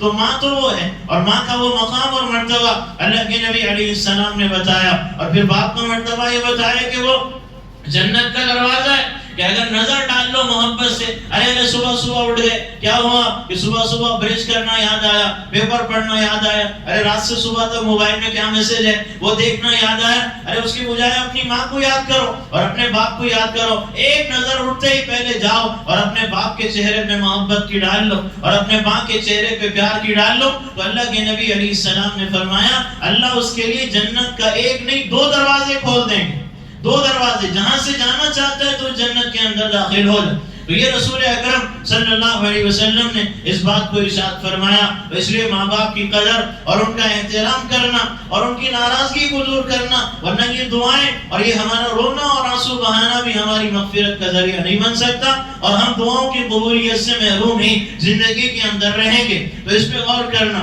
اور اسی طرح حق تعالی شانہ نے ہمیں یہ جو زندگی عطا فرمائی، ہمارا جان اور ہمارا مال اور ہماری صلاحیتیں اور ہمارا پیشہ، ہماری صلاحیتیں، ہماری لیاقتیں، ہماری قابلیتیں، ہماری صحت مندیاں اور تندرستیاں، یہ حق تعالی شانہ کی ملکیت، یہ اس کی نعمت اور امانت ہے، یہ ان کی مرضی پہ لگ جائے اور ان کے حکم کے مطابق لگ جائے تو قیمتی بن جائے گا، ورنہ تو پھر یہ ہماری زندگی کے بارے میں اللہ کی بارگاہ میں سوال ہوگا اور پوچھا جائے گا کہ تم نے ہمارے دین کے خاطر کتنا لگایا اور کتنا قربان کیا۔ یہ غزوہ بدر اسی ماہ رمضان کے اندر ہے، یہ جو مہینہ جہاں عبادت کا ہے اور اطاعت کا ہے اور تلاوت کا ہے، ذکر کا اور توبہ اور انابت کا ہے، وہیں یہ ماہ مقدس دعوت اللہ کی نقل و حرکت کا بھی ہے۔ اللہ کے راستے میں جان و مال لگانے کے واقعات کیا اس مبارک مہینے میں نہیں کہ روزے کی حالت میں صحابہ پہنچے اور غزوہ بدر میں پہنچے، تو جہاں غزوہ بدر میں اللہ کی طرف سے مدد اور نصرت کے نظارے کہ 1000 کے مقابلے میں 313 کو فتح ملتی ہے، وہیں پہ 14 صحابہ کی جانیں اور انہوں نے اپنی شہادتوں کے نذرانے اللہ کی بارگاہ میں پیش کیے۔ حارثہ ابن سراقہ رضی اللہ عنہ کہ حارثہ بیٹے ہیں اور والد حضرت سراقہ ہیں، تو اب باپ کہتے ہیں حضرت سراقہ حارثہ گھر میں بچیاں ہیں اور گھر میں تمہاری اماں ہے، تمہارے علاوہ میرے علاوہ کوئی مرد نہیں ہے، لہذا تم گھر پہ رہو، اس بار مجھے بدر میں جانے دو۔ تو بیٹے کہہ رہے کہ نہیں ابا جان آپ نہیں جائیں گے میں جاؤں گا۔ ارے یہ باپ بیٹے میں تکرار ہو گئی، اور تکرار اس بات میں نہیں ہو رہی ہے کہ گھومنے میں نے جانا ہے یا تم نے جانا ہے، اور اس بات میں نہیں ہو رہی کہ ہوٹل تم جاؤ گے یا تم جائے میں جاؤں گا، اس بات میں نہیں ہو رہی ہے کہ کون دبئی پہلے جائے گا کون بعد میں جائے گا، اس ان بنیادوں پہ نہیں، دنیا کی بنیادوں پہ نہیں، بلکہ وہ کہہ رہے ہیں کہ میں اللہ کے راستے میں شہید ہونا چاہتا ہوں۔ باپ کہہ رہے ہیں میں شہید ہونا چاہتا ہوں۔ اب دونوں بیٹے کی تکرار ہو گئی تو بات یہاں تک پہنچی کہ قرعہ ڈالو۔ جب قرعہ ڈالا گیا تو بیٹے حضرت حارثہ باپ حضرت سراقہ سے زیادہ خوش نصیب نکلے اور قرعہ ان کے نام آئے، تو حضرت حارثہ اللہ کے راستے میں گئے اور بدر کے 14 صحابہ میں یہ بھی شہید ہو گئے، ان کی جان بھی قربان ہو گئی۔ اب ان کی والدہ تھی ربیع بنت نضر رضی اللہ عنہ، ان کو خبر ملی، وہ آئی اللہ کے نبی کے بعد، یا رسول اللہ صلی اللہ علیہ وسلم میرا بیٹا اگر جنت میں ہے تب تو میں صبر کروں گی، اگر اس کے علاوہ کوئی بات ہے تو آپ دیکھنا کتنا روں گی اور کتنا میں چیخوں گی اور چلاؤں۔ تو اللہ کے نبی نے فرمایا ربیع کیا دیوانی ہو گئی ہو تم، کیا تم دیوانی ہو گئی؟ اللہ کے نبی کیا ہو؟ تو آپ نے فرمایا کہ تمہارا بیٹا ایک نہیں کئی جنتوں میں ہے، اور کئی جنتوں میں سب سے بڑی جنت جنت الفردوس میں ہے، تو رونے کی کیا ضرورت؟ تو کہنے لگی اللہ کے نبی پھر میں صبر کر کے بھی دکھاؤں گی اور پھر میں بتاؤں گی کہ تحمل اور برداشت کس کو کہتے ہیں. تو یہ واقعات ان کی زندگیوں کے اندر ہیں اور اسی ماہ مقدس کے اندر جانوں کے نذرانے پیش کیے گئے ہیں. تو ماؤں نے اور والدین نے جہاں اپنی زندگیاں لگائی وہاں اپنی اولاد کی تربیت کی, اپنی اولاد کو بھی دین اور ایمان کی بنیاد پہ لگایا ہے کہ وہ جب اپنے گود میں اپنے بچوں کو پالتی تھی تو دودھ پلاتے ہوئے اپنے بچوں کو گود میں پالتے ہوئے یہ کہتی تھی کہ مولا میرا یہ جگر کا ٹکڑا اور یہ میرے آنکھوں کا تارا اور یہ میرے دل کا چین اور سکون, مالک یہ کب بڑا ہوگا, یہ کب جوان ہوگا, یہ جو دودھ کے قطرے اس کے حلق میں جا رہے مالک کب یہ خون کے قطروں میں تبدیل ہوں گے اور یہ خون کے اندر حرارت اور گرمی کب پیدا ہوگی, ایسی حرارت اور ایسی گرمی کہ جو حرارت اور گرمی تیرے دین کے لیے استعمال ہو اور تیرے نام پہ استعمال ہو جائے. اور مولا کب ایسا وقت آئے گا کہ میرا بچہ جوان ہوگا اور پھر وہ اپنے جذبات کو تیرے دین کے لیے استعمال کرے گا اور وہ تیرے راستے میں نکلے گا, اپنی جان اپنی ہتھیلی پہ لے کے نکلے گا اور پھر اتنے میں ایک تیر آئے گا اور میرے بیٹے کے حلق کے پار ہو جائے گا اور خون کے فوارے اس کے حلق سے چھوٹیں گے, اس کی گردن ڈھلکے گی, اس کی روح پرواز کر جائے گی اور میرا بیٹا اللہ کو پیارا ہو جائے گا. اے اللہ کب وہ وقت آئے گا؟ مائیں اپنے گود میں بچوں کو پالتے ہوئے کہہ رہی ہیں اے اللہ وہ وقت کب آئے گا, اے اللہ میں کب شہید کی ماں پہ کہلانے کے لائق بنوں گی اور میں کب شہید کی ماں کہلوانے کے قابل بنوں گی. تو یہ دعائیں اس وقت سے ہیں جب کہ بچے گود میں پل رہے ہیں. اسی وجہ سے تو حضرت حبیب ابن زید انصاری رضی اللہ عنہ کو مسیلمہ کذاب جو جھوٹی نبوت کا دعوے دار تھا اس نے گرفتار کر لیا اور گرفتار کر کے کہا کہ کیا تم محمد ابن عبداللہ کو اللہ کا رسول مانتے ہو؟ تو کہنے لگے ہاں مانتا ہوں. کہ مجھے مانتے ہو؟ کہ میرے کان بہرے ہو گئے تجھے تیری بات سننے سے, وہ جھوٹی نبوت کا دعوے دار. تو دوسری بار پوچھا کہ کیا محمد ابن عبداللہ کو نبی مانتے ہو؟ کہنے لگا مانتا ہوں. تو دوسری بار پوچھا مجھے مانتے ہو؟ کہ کان بہرے ہو گئے تیری بات سننے سے. ایسا 3 مرتبہ ہوا. تو چوتھی مرتبہ مسیلمہ کذاب نے کہا اس حبیب ابن زید کا دایاں ہاتھ کاٹ دو. تو دایاں ہاتھ کاٹا. کہا اب بھی مانتا ہے مجھے اللہ کا نبی؟ کہا نہیں مانتا. تو کہا بایاں ہاتھ کاٹ دو. بایاں کاٹا. کہا اب بھی مانتا ہے اللہ کا نبی؟ کہا نہیں مانتا. تو دایاں پیر کاٹ دیا. کہا اب بھی مانتا ہے؟ کہا نہیں مانتا. تو بایاں پیر کاٹ دیا. سامنے ان کے ہاتھ کٹے ہوئے پڑے اور پیر کٹے ہوئے پڑے. اب اتنے میں وہ کہنے لگا مسیلمہ کی یہ گر گیا نیچے, اب بھی اس کو مت چھوڑو بلکہ اس کے بدن کی بوٹیاں اکھاڑو, اس کی چمڑیاں ادھیڑو. اور چمڑیاں ادھیڑنے لگے اور بوٹیاں نکالنے لگے. اب اس کے بعد اس نے پوچھا کہ اب بھی تو مجھے اللہ کا نبی مانتا ہے؟ تو زبان تو تھی, زبان سے کہنے لگے کہ اب بھی تجھے اللہ کا نبی نہیں مانتا. اس نے کہا اس کی زبان ہی کاٹ دو, جس زبان سے میری نبوت کا انکار کر رہا ہے. جب زبان کاٹی تو پوچھا اب بھی نبی مانتے ہو؟ تو زبان نہیں تھی تو سر ہلایا. سر ہلا کے کہا کہ اب بھی میں تجھے اللہ کا نبی نہیں مانتا. تو بدبخت نے سر کو بدن سے الگ کر دیا اور بدن کے ٹکڑے کر دی. اب ماں کدھر ہے؟ ام عمارہ نصیبہ بنت کعب رضی اللہ عنہ, یہ اس طرف یمامہ میں اور وہ مدینہ منورہ میں. ماں کو خبر مل گئی تو ہماری طرح نہیں تھی کہ ہمارے بچے کو لے گئے, لے جا کے مار دیا اور وہ ہمارا بچے کو ختم کر دیا اور میرا بچہ مر گیا. ماتم, چیخنا, چلانا, واویلا, رونا, پیٹنا نہیں تھا بلکہ کیا جملہ کہا اس ماں نے جو آج تک بھی سونے کے پانی آبذر سے لکھنے کے قابل ہے. ام عمارہ نصیبہ بنت کعب کہنے لگی کہ لہذا اليوم ارضعته, کہ آج کا دن دیکھنے کے لیے تو میں نے اپنے بیٹے کو دودھ پلایا تھا کہ یہ دودھ اس کے حلق میں گیا اس لیے, اس کے بدن کے رگ رگ ریشے ریشے میں پہنچا اس لیے کہ وہ خون کے قطروں میں تبدیل ہو اور اس میں حرارت آئے اور پھر جذبات بنے اور وہ اللہ کے نام پہ قربان ہو. اور جب وہ خون کے قطرے نکلے تو اس میں اللہ کی عظمت کی خوشبو مہکے, آقا کی محبت کی خوشبو مہکے. تو یہ کہا کہ یہ دن دیکھنے کے لیے تو میں نے اپنے بیٹے کو دودھ پلایا. تو اس لیے اولاد کو اسی بنیاد پہ پروان چڑھانا کہ اولاد یا تو میرے لیے نیک نامی کا ذریعہ بنے گی یا میری بدنامی کا ذریعہ میری اولاد بنے گی. یہ ذمہ داری ہے ہماری. رسول اکرم صلی اللہ علیہ وسلم نے جو قربانیاں دی ان قربانیوں میں آپ کی اولاد نے آپ کا ساتھ دیا کہ بیٹے نہیں ہیں تو بیٹیاں, اور بیٹیوں کی یہ کیفیت ہے کہ رسول اکرم صلی اللہ علیہ وسلم سجدے کی حالت میں ہیں حرم کے صحن میں اور آپ کے اوپر اونٹ کی اوجڑی, غلاظت, گندگی, گوبر جو ابھی ذبح کیا وہ لا کے آپ کے پیٹھ مبارک پر, آپ کے سر مبارک پہ ڈال دیا گیا. اتنے میں بی بی فاطمہ, بی بی رقیہ, بی بی ام کلثوم, بی بی زینب رضی اللہ عنہ پہنچ گئی. اور دیکھا کہ ابا جان سجدے میں اونٹ کی اوجڑی اور گندگی پڑی ہوئی ہے، پہنچے اور پہنچ کے پانی لایا اور پانی کو لوٹے میں بھرا اور لا کے آقا کے گردن مبارک کو صاف کیا، اوجڑی کو ہٹایا اور گندگی کو ہٹایا۔ یہ بیٹیاں بھی اللہ کے نبی کے ساتھ، اور بیٹیاں یہاں تک بی بی زینب رضی اللہ عنہ فرماتی ہیں کہ ابا جان گھر سے نکلتے تھے تو یہ کیفیت ہوتی تھی کہ ہم بے چین اور بے قرار ہو جاتے، نہ کھانے میں دل لگتا، نہ کھلانے میں دل لگتا، نہ پکانے میں دل لگتا، نہ کسی کام میں دل لگتا کہ آقا ہمارے ابا جان کیسی حالت میں واپس آئیں گے، پتہ نہیں آقا حیات کے ساتھ واپس آئیں گے یا آقا کو شہید کر دیا گیا ہوگا۔ ہم اس سوچ میں ہوتے تھے، اتنے میں ابا جان آتے تھے تو اس حالت میں آتے تھے کہ دروازے پہ دستک ہوتی تھی، اور جب آپ اندر داخل ہوتے تھے تو کیفیت یہ ہوتی تھی کہ ایک قدم ایک طرف رکھ رہے ہیں تو گردن ایک طرف ڈھلک رہی ہے، قدم دوسری طرف رکھ رہے ہیں تو آپ کا سر مبارک دوسری طرف جھک رہا ہے، اور کیفیت یہ ہے کہ ظالموں نے آپ کا یہ حال کیا کہ جگہ جگہ سے کرتے کو تار تار کر دیا اور دامن کو آپ کے بھاڑ دیا ہے، اور آپ کی داڑھی مبارک کو پکڑ کے کھینچا اور گرد و غبار آپ کے اوپر ڈالا۔ نتیجے میں سر کے بالوں میں گرد و غبار اور کچرا ہے،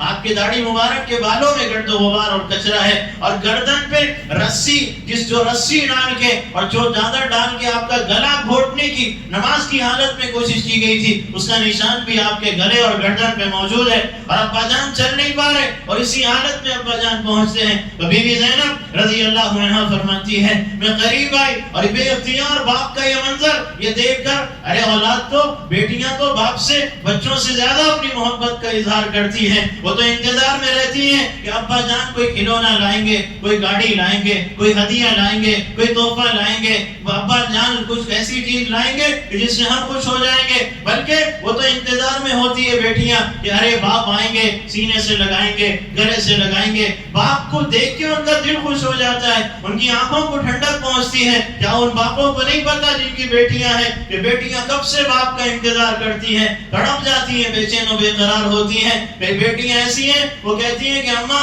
جب تک ہمارے باپ نہیں آئیں گے ہم نہیں سوئیں گے، ہم اپنے باپ سے مل کے سوئیں گے، ان کو دیکھ کے سوئیں گے، اور یہ بیٹیاں آقا کی ہیں اور یہ لاڈلی چہیتی بیٹیاں ہیں، انتظار میں ہیں۔ تو ابا جان اس حالت میں آتے ہیں تو بی بی زینب رضی اللہ عنہ عرض کرنے لگی ابا جان آپ تو انبیاء کے امام، آپ تو بخشے بخشائے، آپ کاہے کو اتنی تکلیف اٹھاتے ہیں اور اتنی مشقت برداشت کرتے ہیں، اتنی قربانیاں دیتے ہیں؟ تو رسول اکرم صلی اللہ علیہ وسلم نے تسلی دی، فرمایا زینب چھوٹا دل مت کرو، ایک دن آئے گا تیری باپ کی یہ محنتوں کا اثر نظر آئے گا، اللہ تیری باپ کی قربانیوں کا رنگ دکھائے گا، اور ایک دن آئے گا تیرے باپ کا لایا ہوا دین ہر کچے پکے مکان میں داخل ہو کر رہے گا، اور اللہ ان قربانیوں کی لاج رکھ لے گا۔ تو بی بی زینب، بی بی رقیہ، بی بی ام کلثوم، بی بی فاطمہ رضی اللہ عنہن اجمعین مل کے ابا جان کے داڑھی کے اندر کے کچرے کو دوپٹے سے صاف کرتی تھی، چہرے مبارک کا گرد و غبار ہٹاتی تھی، کہتی ابا جان آپ کا کرتا پھٹ گیا ہے، آپ دوسرا کرتا پہن لیجئے، ابا جان گردن پہ نشان ہے، کچھ مرہم پٹی کر دی جائے، کچھ لگا دیا جائے، ابا جان آپ تھوڑی دیر بیٹھ جائیے، آپ آرام کیجئے، آپ بہت تھک گئے، آپ کو مارا گیا، آپ کو پیٹا گیا، آپ کو ستایا گیا، آپ پہ تھوکا گیا، آپ کا گریبان پھاڑا گیا۔ تو یہ کیفیتیں تھی جس کے نتیجے میں یہ دین ہم تک پہنچا، جہاں پہ گزر گئی، مال لٹ گئے، گھر چھٹ گئے، آہوں سے چر گئے، چولیوں پہ لٹک گئے، بوٹیاں کروا گئے، بدن چھلنی کروا گئے، شہادت کے بعد بھی کلیجے نکال کے چبوائے گئے، کھوپڑی میں شراب ڈال کے پی جانے لگی ہے، شہادت کے بعد بھی دانتوں میں چھریاں ماری گئی، آنکھوں میں چھریاں ماری گئی، تب جا کے اللہ کا کلمہ دنیا میں گونجا ہے، اور آج یہ مسجد وزیر النساء کی چھت تلے ہم بیٹھے ہیں، یہ مجمع انہی قربانیوں کا صدقہ ہے۔ یہ جتنے لوگ یہاں نظر آ رہے ہیں، دعائیں دو اپنے نبی کو، احسان مانو اپنے نبی کا کہ ان کی قربانیوں کا نتیجہ ہے اور صحابہ کی شہادتوں کا نتیجہ ہے آج ہم ایمان والے ہیں، آج ہم اللہ کا نام لے رہے ہیں، اور آج یہ مجمع اللہ کے گھر میں اس کی چھت تلے بیٹھا ہوا ہے۔ تو اللہ کا نظام یہ ہے۔ مولانا یوسف صاحب کانلوی رحمہ اللہ بزرگ فرماتے تھے کہ راحتوں سے کفر پھیلتا ہے اور تکالیف سے اسلام پھیلتا ہے، کہ تکلیفوں کی بنیاد پہ اللہ دین کو عام کرے گا۔ تو اس لیے مزاج یہ بنانا مائیں بہنیں اور خواتین بھی اور مرد حضرات بھی اپنی بات کو ختم کرتا ہوں 2-4 منٹ میں کہ ہماری یہ ذمہ داری یہ ہے کہ ہم اپنے اعتبار سے بھی دین کی فکر کریں، اپنی ذات کے اعتبار سے بھی، اور اپنے شوہر کی بھی ذہن سازی کریں، اس کی بھی آخرت کی فکر کریں۔ ارے شوہر بیمار ہو گیا، ٹیبلٹ لا کے دے دیتے ہیں، شوہر کو چکر آ گئی، اس کا سر دبا لیا گیا، لیکن اس کی آخرت کا خیال، اس کے جہنم کے بھڑکتے آگ کے شعلوں میں جلنے کا خیال بھی تو رہے، اور اس کی بھی فکر تو رہے کہ 25-30 سال جن کے شادیاں ہو گئی اس مجمع میں، ایسے بھی ہیں جن کے 20 سال گزرے، 30 سال گزرے۔ بتائیے ہم اپنے 30 سال کی زندگی میں اپنی بیوی نے اپنے شوہروں سے دنیا کی باتیں کتنے لاکھوں کروڑوں مرتبہ کی ہے، لیکن دین کی بات اپنی بیوی کے ساتھ یا بیوی اپنے شوہر کے ساتھ کتنے منٹ کرتی ہے؟ ذرا یہ بھی بتائیں۔ فیوچر میں یہ ہوگا، بچوں کو اس اسکول میں ڈالیں گے، آگے یہ کمائیں گے، آگے یہ گھر میں جائیں گے، آگے پھر کرائے کا گھر بدلنے والا، یہاں رشتے کیے جائیں گے، سارے پلاننگ، سارے مضبوط منصوبے، ادھر پکنک، ادھر سفر، ادھر جانا، ادھر پھرنا، ادھر شاپنگ، ادھر خریدار، لاکھوں کروڑوں باتیں دنیا کی، بیوی شوہر سے، شوہر بیوی سے۔ ارے کبھی اللہ کی بات بھی کی، کبھی اللہ کے رسول کی بات بھی کی، کبھی دین اور ایمان کی بات بھی کی۔ یہ بھی تو کر لو اپنی اولاد کے سامنے، پڑھائی کی بات، اسکول کی بات، فیوچر، بیٹا تجھ کو ڈاکٹر بننا ہے، ارے بناؤ، ذوق سے بناؤ، شوق سے بناؤ، بیٹا پی ایچ ڈی کر، ارے کر، بیٹا انجینئر بن، پائلٹ بننا ہے بن، مگر 25-30 منٹ روزانہ اللہ کے واسطے اپنے گھر میں اولاد کو بتاؤ۔ میری اولاد کھلاڑیوں کو پہچانتی ہے، میری اولاد مداریوں کو جانتی ہے، میری اولاد بندر نچانے والوں کے ناموں سے واقف ہے، میری اولاد قاتلوں کے ناموں سے واقف ہے، چوروں کے ناموں سے واقف ہے، ڈاکوؤں کے ناموں سے واقف ہے۔ وہ قاتل جو ہمارے خون کے منصوبے بناتے ہیں، ہماری اولاد ان کے ناموں سے واقف ہے۔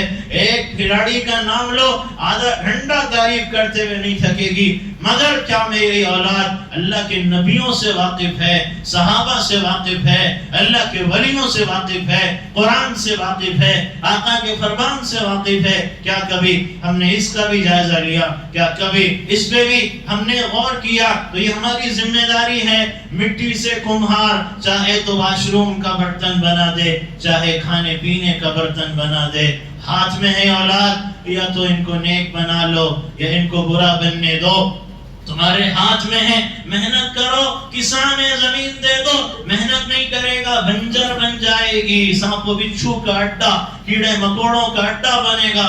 اسی زمین پہ محنت کرے گا، چمن و باغات، پھل و پھول آباد ہو جائیں گے، لگ جائیں گے، سرسبزی اور شادابی پھیل جائے گی۔ یہ بچے ہیں، ان پہ محنت کرنا ہوگا۔ اولاد ہاتھ سے نکل گئی، کیسا نکلی بھائی؟ تمہارے ہاتھ سے اولاد کیسا نکلی؟ وہ سرکس میں وہ جو ہاتھی نچاتے ہیں، وہ جو شیر نچاتے ہیں، وہ کیسے نچاتے ہیں؟ اشاروں پہ ہاتھی ناچتا ہے، شیر ناچتا ہے۔ مطلب انسان محنت کرے تو جنگل کے درندے بھی اشاروں پہ ناچتے ہیں۔ محنت نہ کرو تو گود کی اولاد نہیں سنتی، پیٹ کی اولاد نہیں سنتی، مگر یہ محنت بچپن سے کرنی پڑے گی۔ نہیں بڑا ہوگا کریں گے نہیں، بس 15-16 سال کی عمر کے بعد بچے اپنی مرضی سے فیصلہ کرتے ہیں۔ اب نصیحتیں اثر نہیں کرتی۔ بچپن میں یہ نہیں، ارے چھوٹا ہے، نہیں چھوٹا نہیں، ایم ٹی ریکارڈر ہے، ایم ٹی ریکارڈر، آگے پوری ریکارڈنگ ایک ساتھ سن لینا، ابھی نہیں چل رہی وہ ریکارڈنگ، آگے ایک ساتھ تم کو ریکارڈنگ سننے کو ملنے والی ہے۔ سادہ کاغذ ہے یہ بچے میرے، اس پہ جو ڈیزائن اتارو گے آگے وہ ڈیزائن پکا ہوگا، یہاں جو لکھو گے وہ لکھن آگے پوری صاف نظر آنے والی ہے۔ تو اس لیے ذمہ داری ہے بھائی، پراپرٹی جائیداد بینک بیلنس کیوں جمع کر رہے ہیں؟ میرے بچے بھکاری نہ بنے، بھیک نہ مانگے میرے پاس۔ ٹھیک ہے، اچھی فکر ہے اگر اس لیے ہے کہ بھیک نہیں مانگنا، مگر کبھی یہ سوچا ہے کہ اگر میں نے اپنی اولاد کو نیک دیندار نہیں بنایا تو قیامت کے دن میرا بیٹا میری بیٹی نیکی کی بھیک مانگتے پھرے گی؟ مجھے ایک نیکی دے دو، جنت میں جانا ہے، مجھے ایک نیکی دو، جنت میں جانا ہے، مگر میری اولاد کو کوئی ایک نیکی کی بھیک ڈالنے والا یہاں تک کہ میں بھی نہیں ہوں گی اور میں بھی نہیں رہوں گا۔ تو کبھی وہاں کی بھکاری پن کے مناظر یاد کیے کہ وہاں کی یہ بھکاری بنی نہ رہے؟ تو یہ فکر ہماری ذمہ داری ہے۔ اب بس آخری بات یہ ہے کہ دنیا میں اگر ماں جا رہی ہو، کوئی کہے کہ بدماش کی ماں جا رہی ہے، باپ جا رہا ہے، کوئی کہے گنڈے کا باپ جا رہا ہے، اچھا لگے گا، پلٹ کے آ جائے گا۔ آنکھ پہ چڑھ جائے گا کہ تو نے بدماش کا باپ کہا، ہنڈے کی ماں کہا ہے۔ قیامت کے دن اگر ہم نے اپنی اولاد صرف اپنی فکر، میری نماز، میری آخرت، میری مسجد، میرا دین، میرا قرآن فکر کی، تو قیامت کے اولاد کی تربیت نہیں کی، ایسا نہ ہو کہ اللہ کہے اے جہنمی کی ماں ادھر آ، اے جہنمی کے باپ ادھر آ، کیسا لگے گا؟ تو ہمارے ہاتھ میں ہے کہ ہم اپنے آپ کو قیامت کے دن جہنمی کی ماں باپ کہلوائیں یا جنتی کے ماں باپ کہلوائیں۔ تربیت پہ اللہ نظارے دکھائے گا، مگر ایک ہی شرط ہے، شرط یہی ہے کہ اولاد کی تربیت کے لیے ایسے تڑپو جیسے آقا اپنی امت کے لیے تڑپتے تھے۔ پھر دیکھو اللہ کیسے اثرات اور نتائج اپنے کرم سے دکھائے گا۔ تو گزارش یہ ہے کہ یہ اللہ کے راستے میں، ایک تو یہ کہ اپنے گھر میں روزانہ ایک ذہن سازی کریں، فضائل اعمال کی تعلیم کریں، اپنے بچوں، شوہر بیوی بچوں کو لے کے بیٹھے، دین آخرت کے بارے میں، اللہ رسول صحابہ صحابیات کے بارے میں سمجھائیں۔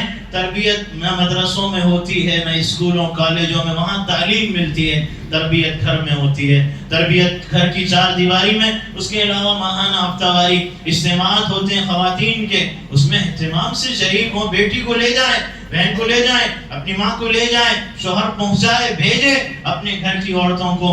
یہ ہماری ذمہ داری ہے، یہ فکر ہم کو کرنا۔ اور وقتاً فوقتاً اللہ کے راستے میں مردوں کی جماعتیں نکلتی ہیں، 3 دن 40 دن 10 دن 4 مہینے اللہ کے راستے میں مرد بھی نکلے، اور عورتیں خواتین بھی اللہ کے راستے میں ان کی بھی جماعتیں جاتی ہیں پورے پردے کے خیال کے ساتھ، تو وہ بھی اللہ کے راستے میں نکلتے رہیں، اور پوری زندگی صرف رمضان کی حد تک نہیں۔ آخری بات یہی ہے کہ اب یہ رمضان ختم ہو رہا ہے، رمضان کو بڑا ماننے والے صرف رمضان میں عبادت کریں، رحمان کو بڑا ماننے والے سال بھر بڑا مان کے عبادت کریں۔ اگر رمضان کو معبود مانا تو رمضان میں عبادت، رحمان معبود ہے عبادت کے لائق، تو پھر زندگی بھر عبادت اطاعت بندگی کرنا۔ جیسے رمضان میں خیال ہے کہ ٹی وی پہ پردہ چادر ڈال دو، رمضان کے بعد پھر یہ پردہ چادر ہٹ کے، ایسا نہ ہو کہ پھر وہی بے شرمی بے حیائی کے مناظر ہمارے گھروں میں ہو، بے پردگی بھی ہماری زندگی میں نہ ہو، ورنہ یہ رمضان زندگی میں آئے جائے اس سے کوئی فائدہ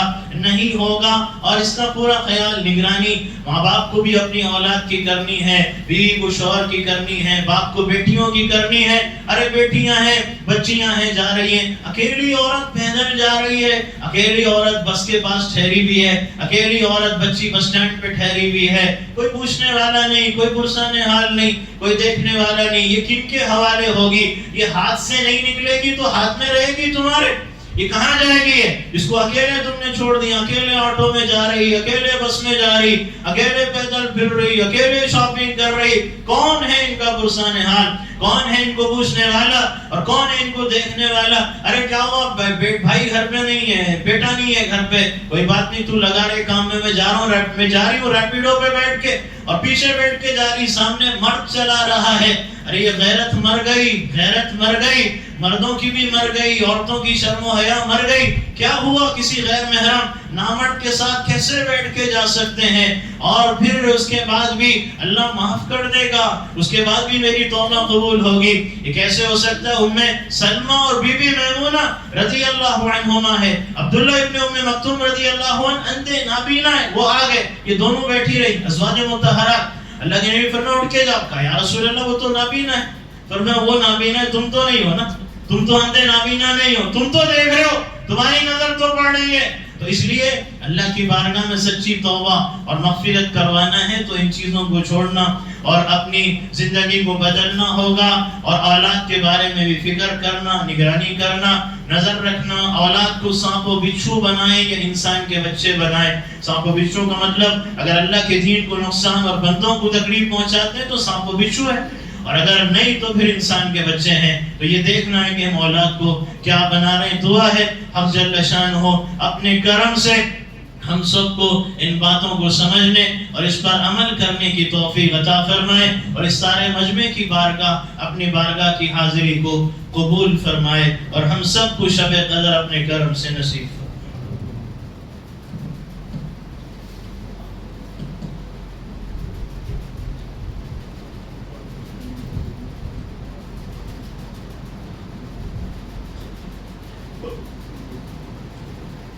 ابھی جیسے اعلان ہوا، ہمارے اس محلے میں ابھی جو خواتین جہاں جمع ہیں ابھی خواتین مائیں بہنیں اس وقت اس جوبلی اسٹار اسکول میں جمع ہیں، تو ہر مہینے کی آخری اتوار کو 3 سے لے کے 5 بجے تک دن میں خواتین کا اجتماع ہوتا ہے، تو خصوصیت سے گزارش ہے کہ اس میں اہتمام سے پہنچنے کی کوشش کریں.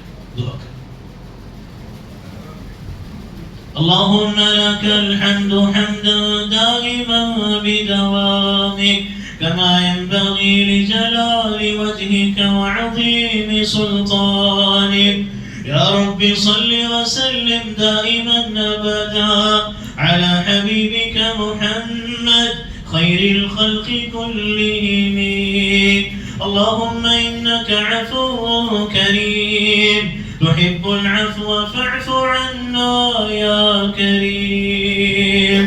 یا اللہ ہمارے گناہوں کو معاف فرما، پروردگار ہماری غلطیوں سے درگزر فرما، مولا ہماری برائیوں کو نیکیوں میں تبدیل فرما. مالک بڑے گناہ گار ہیں، بڑے خطا کار ہیں، بڑے سیاہکار ہیں، بڑے قصوروار ہیں. یا اللہ اپنے مجرموں اپنے جرائم کا اقرار اور اعتراف کرتے ہیں، تو ہم سب کو اپنے کرم سے معاف فرما دے. یا اللہ یہ 27 کی شب ہے، لاکھوں کروڑوں کے ہاتھ اٹھے ہوئے ہیں، غریب نے اپنی جھوپڑی میں اٹھائے ہوئے ہیں، امیروں نے اپنے محلات میں ہاتھ اٹھائے ہوئے ہیں، تیرے مسجدوں میں معتکفین نے ہاتھ اٹھائے دھرنا دیے بیٹھے ہیں. مالک جب تک تو راضی نہیں ہوگا نہیں جائیں گے. یا اللہ اپنے کرم سے ہم بھی تجھ سے مانگتے مالک کہ تو اپنے کرم سے ہم سب کو معاف فرما دے، ہم سب کی بخشش کا فیصلہ فرما. اللہ تو معاف کرنے والا ہے، معافی کو بڑا پسند کرتا ہے، ہم سب کو بھی معاف فرما دے. اس لیے کہ اگر آپ نے معاف نہیں کیا تو کہاں جا کے ماتھا رگڑیں گے، کہاں جا کے چوکھٹ پہ سر جھکائیں گے اور کس سے فریاد کریں گے. اے اللہ معاف کر دیجئے، معاف کر دیجئے. ہم کو دھتکارنا مت، ہم کو ٹھکرانا مت. اے اللہ ہم کو جھڑکنا مت. یا اللہ اس ماہ مقدس کے تقدس کا واسطہ مالک، اے اللہ بارش تو برس ہی چکی ہے، اللہ رحمت تو برس چکی ہے، بس اس رحمت کے غسل میں ہم کو بھی نہلا دے مالک، اور ہم سب کو گناہوں سے اپنے کرم سے دھو دے. یا اللہ ہمارے تمام نیک اعمال کو قبول فرما، روزے قبول فرما، تراویح قبول فرما، تلاوت قبول فرما، دعائیں قبول فرما، سحری افطار کرنا کرانا اپنے کرم سے قبول فرما. یا اللہ آپ کے پاس تو آپ کے نبیوں کی عبادتوں کے خزانے ہیں، آپ کے ولیوں کی عبادتوں کے خزانے. ہمارا کیا جوڑ ہے مالک ان کی عبادتوں کے مقابلے میں. اے اللہ بس ہمارے پاس کوئی آس نہیں مالک، ہمارے پاس کوئی بہانہ نہیں ہے. اے اللہ بغیر بہانے کے مالک، بغیر کسی وجہ کی ہم کو معاف کر دے مالک. ہم اپنے اعمال کا کیا ذریعہ اور کیا سبب اور کیا واسطہ تجھ کو بتائیں مالک. اپنے شان کریمی سے معاف کر دے، اپنی شان رحیمی سے معاف کر دے، اور اپنے شان کریمی سے ہمارے اعمال کو قبول فرما لے. وہ معصوم بچہ کاغذ پہ لکیریں پھیر کے الٹا سیدھا لکھ کے آتا ہے ماں کے پاس، کہتے ہیں ماں دیکھو کتنا اچھا لکھا، باپ کتنا اچھا لکھا. ان کو پتا ہے الٹی سیدھی لکیریں ہیں، الٹا سیدھا لکھا ہے، مگر دل رکھنے کہتے ہیں اچھا لکھا بیٹا، شاباش، لکھتے رہو بیٹا، بیٹی لکھتے رہو.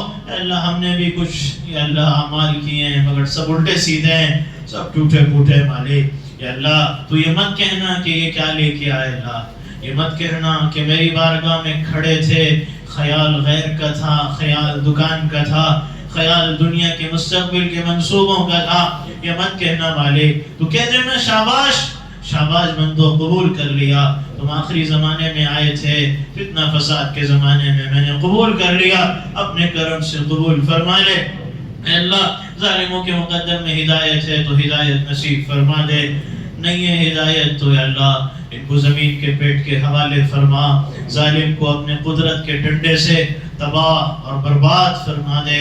یا اللہ فلسطین، یمن، سوریہ، لبنان، یا اللہ سرزمین ہند، سودان، پورے عالم میں جہاں بھی مظلوم ہیں سب کی مدد، نصرت، حمایت، حفاظت کے فیصلے فرما. یا اللہ اپنے کرم سے جتنے مقروض ہیں سب کی قرض کی ادائیگی کا غیب سے انتظام فرما. اے اللہ بیمار بھی بڑے ہیں مالک، کوئی ہارٹ کا ہے، پتہ نہیں کوئی کینسر کا ہے، کوئی کڈنی کا، کوئی لیور کا، کوئی گلے کی تکلیف میں ہے، کوئی دردوں کی تکلیف میں ہے مالک. یا اللہ جو بھی جس تکلیف میں مبتلا ہے، کسی کا رشتہ دار چارپائی پہ گھر کے تڑپ رہا ہے، کسی کا ہاسپٹل کے آئی سی یو میں یا بیڈ روم میں تڑپ رہا ہے، دم توڑ رہا ہے، اللہ سب کو صحت دے دے، سب کو شفا عافیت تندرستی سے نواز دے۔ یا اللہ جتنے بے روزگار ہیں سب کو حلال روزگار نصیب فرما، جو روزگار پہ لگے انہیں اعلیٰ عہدوں پہ ترقی عطا فرما۔ یا اللہ اپنے کرم سے جتنے بے قصور قید ہیں سب کی باعزت رہائی کا انتظام فرما۔ اللہ جتنے بے اولاد ہیں سب کو نیک صالح اولاد سے نواز دے۔ مالک جو بیٹیوں والے ہیں ان کو بیٹوں سے نواز دے۔ بڑے تانے ملتے ہیں ان ماں بہنوں کو جن کو بیٹے نہیں ہوتے، مالک ان کو بھی بیٹے عطا فرما۔ اللہ بیٹوں والوں کو بیٹیوں سے نواز دے، جن کی اولاد ہے والدین کی امیدوں پہ کھری پوری اتار دے۔ بہت سو کی اولادیں آج سے نکل گئی، وہ کہتے ہیں کہ نہ ہوتی اولاد تو اچھا تھا۔ یا اللہ جینا حرام کیا ہے کئی اولادوں نے ماں باپ کا، ان کو واپس لے آ مالک، ان کو واپس لوٹا دے، ان کو بھی ہدایت دے مالک، ان کا دل بھی نرم کر دے، ماں باپ کی نصیحتوں سے ان کو بھی متاثر کر دے، ماں باپ کا حق ان کو بھی اپنے کرم سے سمجھا دے۔ یا اللہ اپنے فضل و کرم سے یا اللہ ہم میں کے جن کے مرحوم مرحومہ اس مجمع میں یا ماں بہنوں میں جس کی بھی ماں باپ یا والدین دونوں یا کوئی رشتہ دار یا اللہ شوہر کی بیوی، بیوی کا شوہر یا اللہ دنیا سے چلے گئے، سب کی بھرپور مغفرت فرما، جنت میں درجات بلند فرما، قبر جنت کا باغ بنا دے، آخرت کے جملہ مراحل منازل اپنے کرم سے آسان فرما دے۔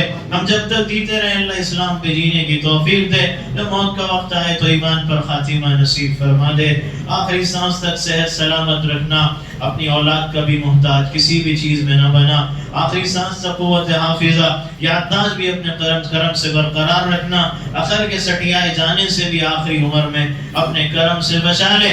یا اللہ اپنے فضل و کرم سے جو بچوں بچیوں نے ایگزام دیے، ایگزام دینے والے دنیا کے امتحان میں اعلیٰ نمبرات سے کامیاب فرما، آخرت کے امتحان کی کامیابی بھی مقدر فرما۔ اے اللہ جو شوہر ظالم ہیں ان شوہروں کو نیک بنا، اپنی بیویوں پہ مہربان بنا، اور اے اللہ جو بیویاں ظالم ہیں ان کے ظلم سے شوہروں کو نجات عطا فرما۔ اے اللہ جو ساس ظالم ہے بہو کو اس کے ظلم سے نجات عطا فرما، بہو ظالم ہے تو ساس کو اس کے ظلم سے نجات عطا فرما۔ اے اللہ سسرالوں میں، رشتہ داروں میں، خاندانوں میں اتحاد و اتفاق پیدا فرما۔ کئی گھرانے ہمارے لڑائی جھگڑے کے اڈے بن گئے مالک ان میں چین و سکون پیدا فرما، ان کو جہنم کا نمونہ نہ بنا، جنت کا نمونہ بنا دے۔ یا اللہ بچھڑے ہوں کو ملا دے، مالک روٹھے ہوں کو منا دے، اے اللہ لڑے ہوں کی صلح کرا دے، اے اللہ ٹوٹے دلوں کو جوڑ دے، اے اللہ رشتے باز ٹوٹنے کے قریب ہے، بعضوں کی بیٹیوں کے، بعضوں کے بہنوں کے بڑی مشکل سے جڑتے ہیں رشتے، لاکھوں لگاتے ہیں مالک، مگر رشتے خطرے میں ہے۔ اللہ بچا لے ان کو ٹوٹنے سے، جو ٹوٹ گئے جڑ سکتے ہیں تو جوڑ دے، وہ نہیں جڑ سکتے تو اس سے بہتر رشتوں کا ان کے لیے انتظام فرما۔ یا اللہ جن کے باہر ملک میں جانے کے لیے ویزا انٹرویو کے مسائل حل فرما، رکاوٹیں دور فرما، جن کے بچے باہر ملکوں میں پڑھ رہے ہیں یا اللہ ان کی تعلیم روزگار کے مواقع آسان فرما، سہولتیں نصیب فرما۔ یا اللہ اپنے کرم سے یا اللہ جن کا حج کے سفر میں نام آ گیا سفر آسان فرما، رکاوٹیں دور فرما، حج مبرور اور مقبول بنا۔ جو نہیں جن کا نام نہیں آیا تمنا ہے ان کو بھی آئندہ سال اپنی بارگاہ کی حاضری کے لیے قبول فرما۔ یا اللہ اپنے کرم سے، اپنے فضل سے مالک مسجدوں کی حفاظت فرما، دینی مراکز، دینی مدارس، اہل اللہ علماء دین کے خادموں کی حفاظت اور تربیت فرما۔ اس مسجد کو پورے علاقے کے لیے مرکز رشد و ہدایت بنا، یہاں جنہوں نے لگایا ان کے مال میں برکت، اپنی شان کے مطابق بدلہ عطا فرما، اور آخرت میں بھی اپنی شان کے مطابق اجر عطا فرما۔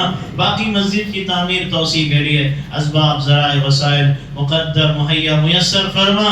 اے اللہ جتنی مائیں بہنیں یہاں آئی بھی ہیں ان کی تمام تمنائیں، ان کی بھی تمام مرادیں پوری فرما۔ اے اللہ تو نے بی بی ہاجرہ کی نسل میں اے اللہ ہزاروں نبی پیدا کر کے ان کو ام الانبیاء نبیوں کی ماں بنایا، ہماری ماں بہنوں کی نسل میں کئی ولی پیدا کر کے ان کو ام الاولیاء بنا دے، ان کو ام الاولیاء بنا دے۔ اے اللہ ان کی گودوں میں بھی کوئی جنید بغدادی جیسا پیدا کر دے۔ اے اللہ ان کی نسلوں سے بھی اے اللہ کوئی اپنے انہیں نیک بندوں میں سے معروف کرخی جیسے پیدا کر دے یا اللہ، خواجہ نظام الدین اولیاء جیسے پیدا کر دے یا اللہ ان ماؤں کی گودوں کو مثالی گود بنا یا اللہ، ان کے گھر کو بہترین مدرسہ اپنے کرم سے بنا دے. جنہوں نے مالک دعاؤں کے لیے کہا ہے، توقع ہے، امید ہے کہ اللہ ان کا ہم پہ حق ہے یا ان پہ ہمارا حق ہے. ہماری اور ان کی تمام جائز تمنائیں مرادیں اپنے کرم سے پوری فرما. معتکفین کا اعتکاف قبول فرما اور مالک ہم سب کو شب قدر اپنے کرم سے نصیب فرما. وصلی اللہم وسلم علی سید المرسلین والحمد لک یا رب.